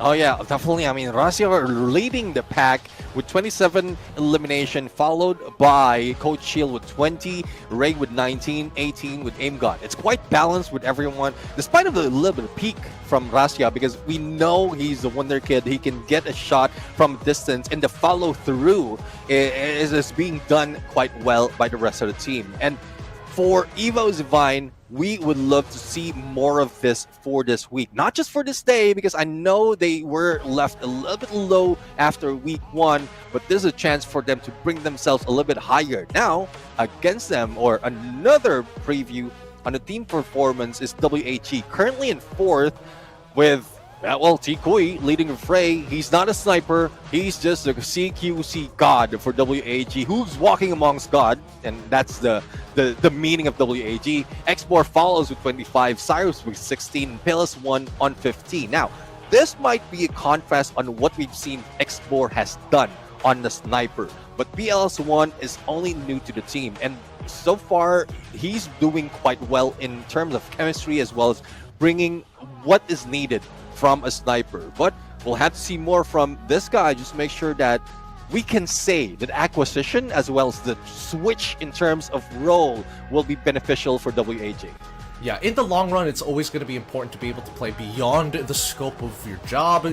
That way, it not only gives you understanding, but it also expands the toolbox, the arsenal of tactics that your team has access to. I know you've been already talking a lot about PLS1 as well as T-Kui, but man, T-Kui, I was wondering about whether or not they want to mainline him, and so far, it is so worth it. This kid is nasty with it. He is enabling WAG to be a forward pushing team, right? A momentum-based team to a certain degree. We haven't seen them like ram through multiple teams just yet, but considering the performance of T-Kui to try and clutch these scenarios, it wouldn't be too surprising if they led that way. With that being said, we are going to our final map, the classic, the place that you don't want to get lost in on your vacations. We make our way into our very last game. Welcome everybody to Bermuda. Yeah, the green grass of Bermuda will get you lost not only into jungles but also all those fight that will be ensuing. But the flight path will be a little bit fair right now from Graveyard to Sentosa, but we're seeing a little bit of heat that might be happening in Graveyard, and the only question is who's going to be buried, whether it's BTR, Team Falcons, or probably Evos, who's quite close against each other. But other parts of the map, it is just quite fair as well. A few of the potential hot drop might be happening, but this is Bermuda. So OG map, OG gameplay, or OG ways of getting in and out of battle might be happening. Oh yeah. Let's see. This first engagement between Onyx as well as Flash, right? The spread of Flash seems to be good, but it looks like Onyx has got them into a pincer maneuver. The only problem is there's a little bit... These ones need to be won out by Flash if they want to stand a chance. Putra already finds one. And wait, did I just see BTR just fly in from the north side of Hangar? It seems like it. It seems like it. They want to be that aggressive team once again. And while most of the team, they play on the edge of the circle. And now that they know that where the circle is, they will be looting up and then positioning themselves close to that. And I think Onyx Olympus has been beat in taking that compound, and BTR will just stay in there, pushing even Putra far away. Adam has the same thing going for them. So they've left Rimnam Village and might be going in a different approach this time. But for BTR, the Falcon Hunters will be meeting up against the Falcons themselves, and Limit will be the first one going down. And against that AC-80, that MAC-10, well, questionable on how that worked, but I love that they're making it work. A high rate of fire, and then it just happened to catch out Limit in wrong place, wrong time. He couldn't respond to it with how fast that gun shoots sometimes. But on the opposite end, BTR is not done. They're still looking for remaining members of Flash, or even if Onyx was nearby, but it looks like they're finally making the call. Whoop. They're out of there. Ooh, shot out of the sky. Dix is going to hit the ground. Oh yeah, Guerrero on his second elimination already, and might be seeing the third, but Pina... AWM, we seldom see a full squad right here on a marksman or a marksman or a sniper, especially for Team Falcons, but they're trying to make it work, especially in the early parts of this game. They want to get more engagement, more elimination, and trying to catch them off guard. It's Peter with an SVD who goes for a long flank, and Pina was just a distraction, as he always is. Yeah, Pina, He's been doing very, very well with the squad. He's integrated very nicely, but now we look at Pochinok. Oh, can he get out in time? PLS1 makes the launch pad, regroups with the rest of his team before getting knocked out. They know where Todak is coming from the northern side of Mars Electric. How are they going to set the battle lines? It looks like nobody has much... Oh, does anybody have verticality? Yes, there's a little bit of verticality that they can work with, but some of these pillars are really large and they can breach the perimeter. Puthra goes down. Keroro finds him. Clean shots from the side of Falcons. What was Putra like doing? No, not even a glue wall, not even a fire bag against Keroro, and he was standing there for a couple of seconds. But well, it is what it is, especially if you're focusing just trying to get into one direction or probably looking at the map. So let's see though. That is something that they can fix later on. But for WAG, feeling the wrath of Todak, who's leading the day in terms of points. The next board has been taken down. Here comes Tikui. 1v2 situation. Nay, let's see if it will work. No, they go for the other side. And Tikui would be taken down by Videls. And that Trogon. PLS1 trying to get away together with Cyrus. But I think PLS1 is the next one to go out. A little bit too far though on that latch point, but no, still managed to make it. But why? Wait, they do have pocket marks to work with. They can actually... Do they have enough resources? Oh, I forgot to check because they're getting trapped down by Traps himself. The Riptide Rhythm comes down to block his initial pathway upwards. He's got to come in there honest and clean. Cyrus, he's going to hide, leaving PLS1 to do the dirty work. AWM in hand. He tries. He's put him down to half HP, but the healing UAV is going to make it even tougher as Cyrus hits the deck. He's got to swim away. Swim away. Fly. But... wait, he's getting shot down. He's eventually going to go down. They've got two angles on him. Cyrus, there's not much you can really do about this. Yeah, I mean, not quite sure about the decision, but probably it's because there's not so much that he can do. He's trying to get away, but he's at the edge of this island, and he just wants to get away from Todak, probably praying that he will be left alone, but Todak says, no. We're number one for today, and we want to stick to that. Now, 5 eliminations already on them. Looking good for Todak right now, despite of not getting a booyah in the knockout stage. Now, we are looking at the Pharaoh team that has been aggressive all throughout. Cougar has been taken out already, but there goes the takedown as well against one player up, Kagendra. And despite of only on a 2v2 situation, Raz right now is going in for a fight. Sensi has been picked up and is now recovering, but no! Will be backstabbed. No other than the double revolver. Oh, that's gotta feel a little bad here. Akimbo revolvers, a Mach 10, and 1 Trogon was all it took. They had prime weaponry from the side of PR. They've been looting so good and now forced to reset. Now Mars Electric has been a hot spot. Todak was the one chasing WAG all the way down to the southern side of the map, but we do see just east of them, Zairu, he's slowly walking up with Puthra. They want to get in on this action by Mars Electric. They want to make sure that their backs are clear and they're willing to do anything to get it because they hear the shots coming down from Death's side on towards Videls goes down as Todak tries to push in towards the Zom. He's trying to make it through. The Riptide Rhythms finally start to come out, and that should be it. Todak losing a majority of their front line already. Their last member booking it all the way towards the northwestern side, leaping to live, trying to be the insurance policy. But the fight is not over. Expanded as well as Onyx Olympus are lurking on the outside of Mars Electric. Yeah, let's see though. I mean, Team Flash, I know they got a booyah already earlier, but they lost out on the curse from the previous map. Now, there's a chance for them to really recover and put in a few numbers more if they can take out Expand. Because Todak, yes, they get the 3 points already from that, but Aurora Vision, just to make sure that Team Flash will not get away from sights of Expand, but they need to keep distance. It only runs for a few seconds, and if they can let that Aurora Vision die, then they can pull a surprise hit against Expand, especially on how they are positioned. So, great position from Wang M right now, but it seems like 2 players from Onyx might put him down, and they didn't expect this to happen. Flash, they took the remaining launch pad to get at least one of their members out of there. It's a 3-1 split so far, as the frontline members need to get onto the outer ring of Mars Electric, Adam. He sees all of this going down. He sees the members of Flash rotating out of there. He's got to communicate with the rest of the members before Expand collapse, but it's too late. Expand quickly jumping onto the Onyx Olympus members. Hwangam finds Too Fast, takes him out, and they might just turn around on this now that they've got the outer perimeter, and the Bax's Crimix K is the next to fall. This one rotation from the 3 members of Flash is paying dividend as they even find Rama.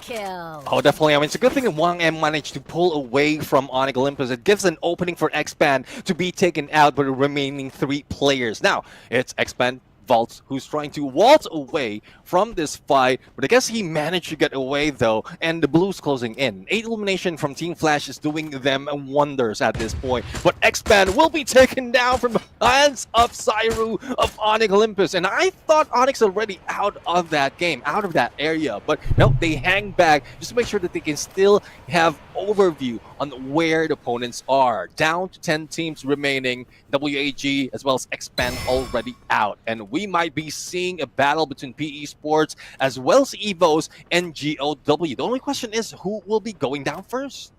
Not sure. Clock Tower is a difficult plane to play around.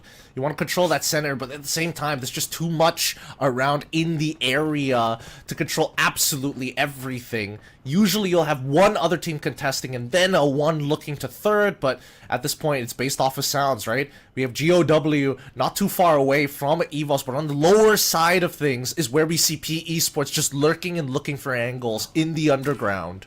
Yeah, they took the tunnel. They went in a reposition, and they're out of sight. Unless a coda will be popped, then that's the only time they will be in visual for Aim God. But Aim God a little bit too far from the rest of the teams, though. But this is a good position as well if you want to get that information. And if you're in the middle of everyone else, then that's where that coda, that Aurora Vision, would be very useful. But I love that I'm seeing the map right now, and we'll see where the next phase circle is. But the one's in trouble is Pharaoh, who's quite far out of blue and still further into the next phase of the circle.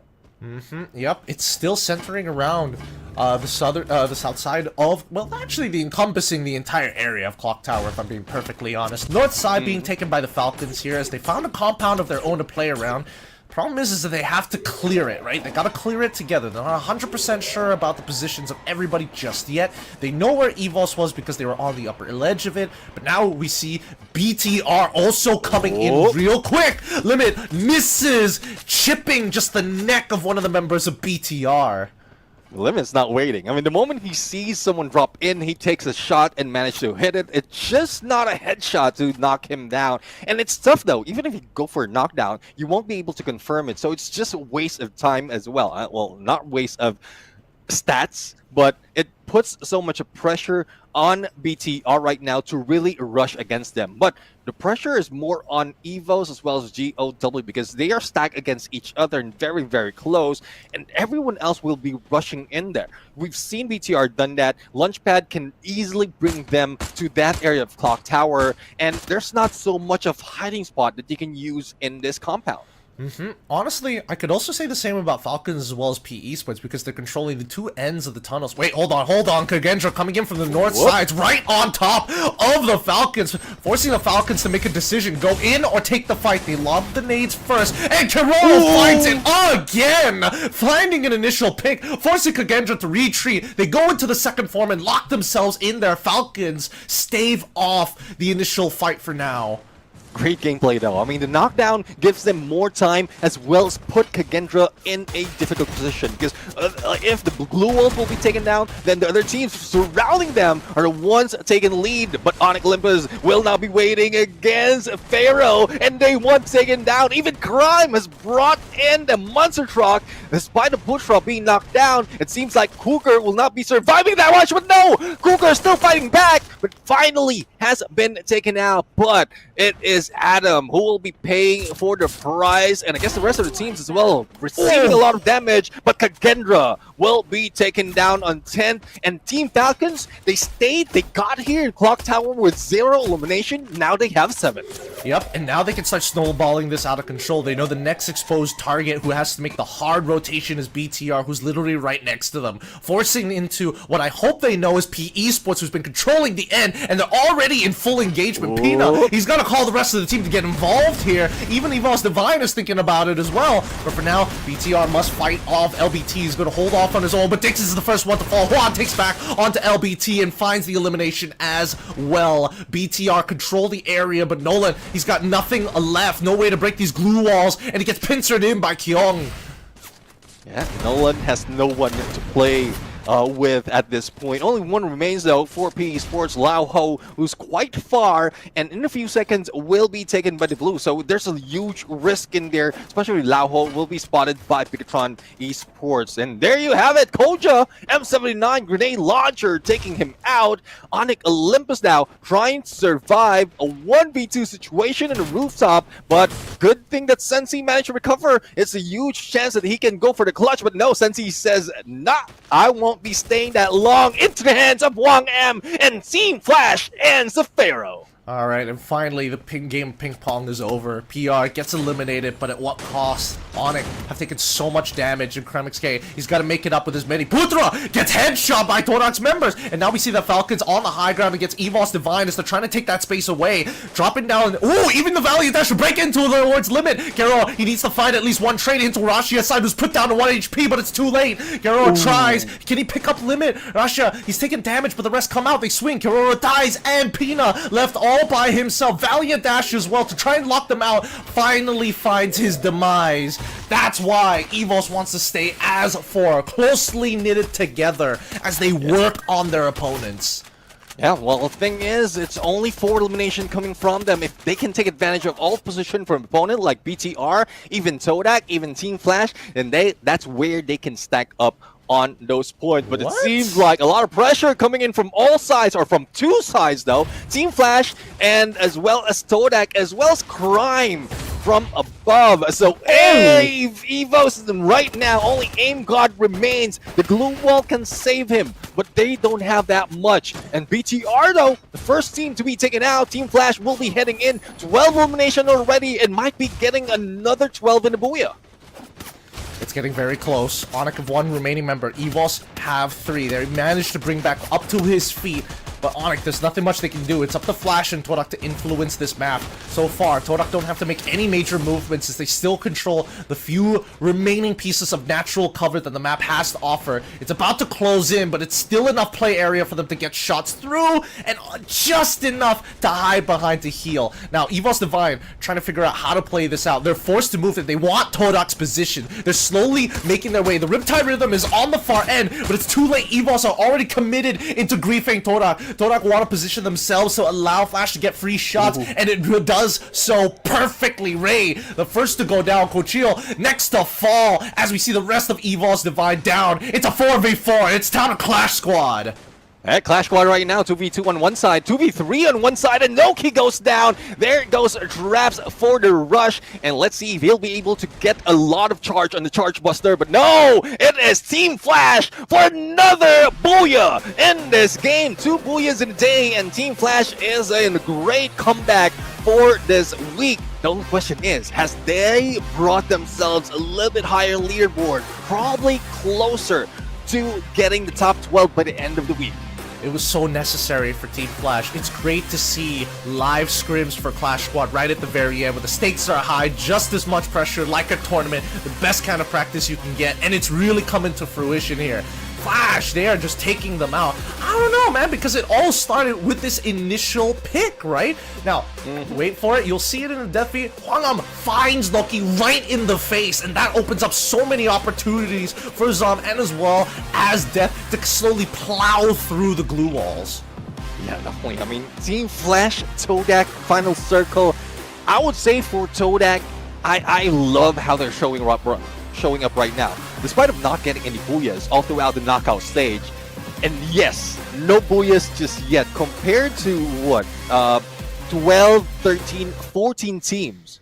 Or was it 14? 14 teams already have a Booyah. 13 teams already have the Booyah. Todak is part of the top 12 who still doesn't have any Booyah. So I'm loving how the storyline is going, but this is something that you need to change, especially once you get to the grand finals, because we know for a fact that Booyahs are that important that you would need to find a final circle even without any elimination.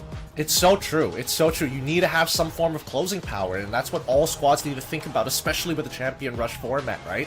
I mean, it was a little different during EWC where there was Point Rush and then Champion Rush, but even then, how much of a difference did it make compared to those teams who had some form of closing power to get to the very end?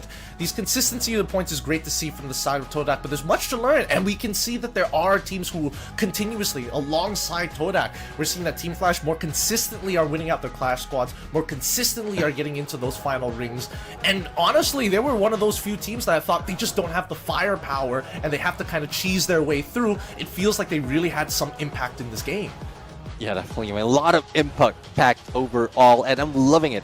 I would love to see more of this, especially for Todak right now, but I'm expecting this to happen for the other teams like Agendra or X-Band, especially with X-Band grabbing that Booyah already. And we, like, you did mention a few more of Agendra on how aggressive they can get, but it's more of, like, finalizing themselves. It's either with a Booyah or a higher placement point, because that's, I believe that's the only thing that's lacking for them compared to those at the bottom 6 of the leaderboard. I think they do have some form of closing power. Again, we see they clearly have the mechanics to get to where they want to be. In terms of raw positioning, I think they finally started to hit that plateau, because from week number 1 we saw that they can make it into top 6, but it comes at a very big cost of a couple of decisions. Here in week 2, I think it's become a little more evident that Kagendra's mid game is where they're starting to struggle to make those choices. More often than not, they get into these awkward spots where they just kind of have to fight. You've given yourself no opportunity to walk away from it, which I think is the big issue. Yeah, definitely. Probably it's just the hype that the other teams are feeling as well. What you did in a week 1 will not work anymore, especially with well, more of the motivation as well as momentum that's being taken by the team. But let's head over to the MVP right now. It is Death, who is not only bringing death to the opponent, but bringing a little bit of life as a support for the team with that Cassie, Olivia, that Ford, as well as Alvaro. It's not just a support, he's also the bomber. So I love this little bit mix of this and that in terms of role, but he brought in 4 elimination, damage 3158. There's a lot coming from a guy who's focused more on giving health to your teammates, and also knockdown. So I love how it is with Death right now, the bomber support of Team Flash. Yeah, pretty interesting with how he wants to play, right? Considering that Flash isn't the most aggressive team, it kind of makes sense, right? You only want to make sure that your entry fraggers are the ones who are going to be okay. You can still pick up the Valiant Dash as an active skill card that you can find on the battlefield. I'm pretty sure that they're running the Oscar on ABCD.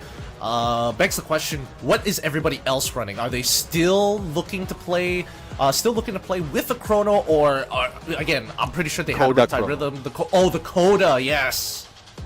I think so. I believe so. So Wang M might have that Skylar Riptide Rhythm. We will be seeing more of the Coda. No, Coda is not there. So they switch Chrono for Coda for the Zom, and then ABC, you're right, Oscar is in there, and then Wang M and the Skylar and Cassie for Death. So Chrono, the time turner, really is like going for a comeback right now, and the Zom using that with a Thiva as well as J-Beebs and that Joseph gives more of chances, especially if one player's knocked down, you pull out time turner, bring him up with only a few seconds or even less than a second with a Thiva, and you're back in play.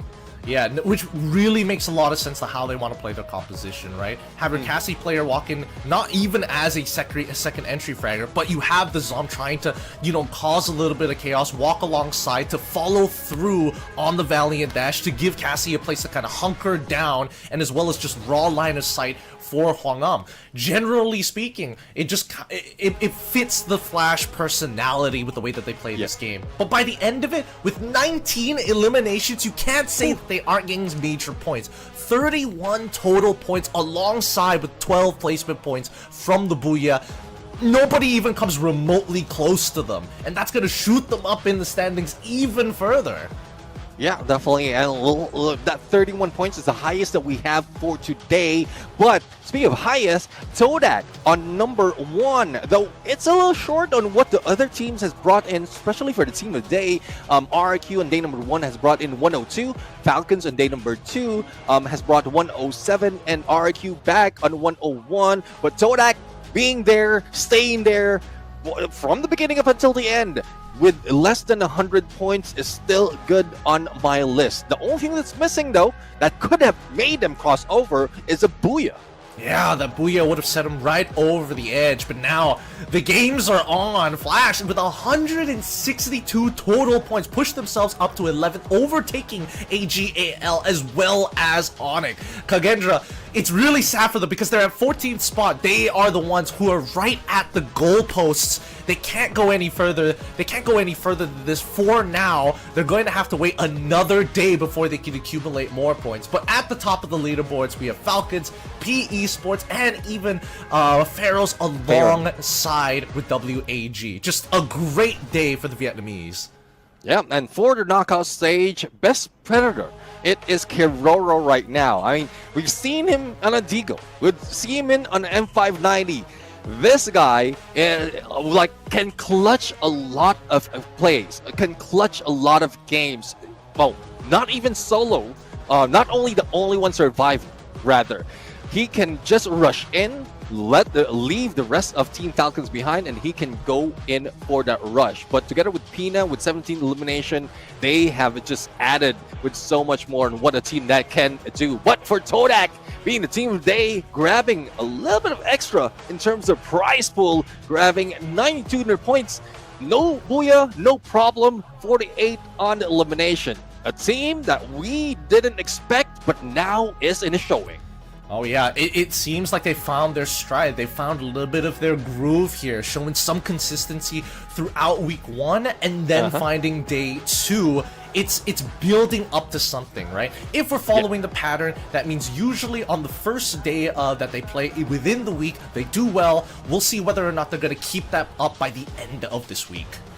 I would expect that they keep this up. I would want them to keep this up because so far, again, whatever they've done so far, there's so much promise that Todak is bringing for Malaysia. So I would love to see that not only from Todak but also from Expand as well as Magna Esports, because these teams, there's a lot of hope, a lot of fans even out there in chat right now, but they have lacked in so much from the previous season, and there's a chance for Todak and the rest of the teams to really make it work this time around. Yeah, again, I'm hopeful that they're going to continue to do well. I would like to see them continue to evolve and find that, that lethal edge, that closing out power that we're all hoping for them to achieve, that Booyah. But right now, the competition's really, really tight. It's honestly too close for comfort. With Vietnam so fired up, it's so clear that they want to take fall seriously, especially after their performance during spring. Yeah, I mean, it's tough though. There's a lot of heat that is being felt by other teams, especially from, well, both from Vietnam, Thailand. But Thailand is only being represented by Team Falcons at this point. And Pharaoh, though, showing up little by little. But for those that we expect, even from the previous week, are not showing up. So I don't know if this is a play that some of the Thailand teams are going, because most of the time, at this point of the competition, they're already stacked up on the top. But before we go any further, we're going to go for a quick interview. We're going to bring it to our host right now and hear what the teams has to say. So we will be back and we'll be seeing you later.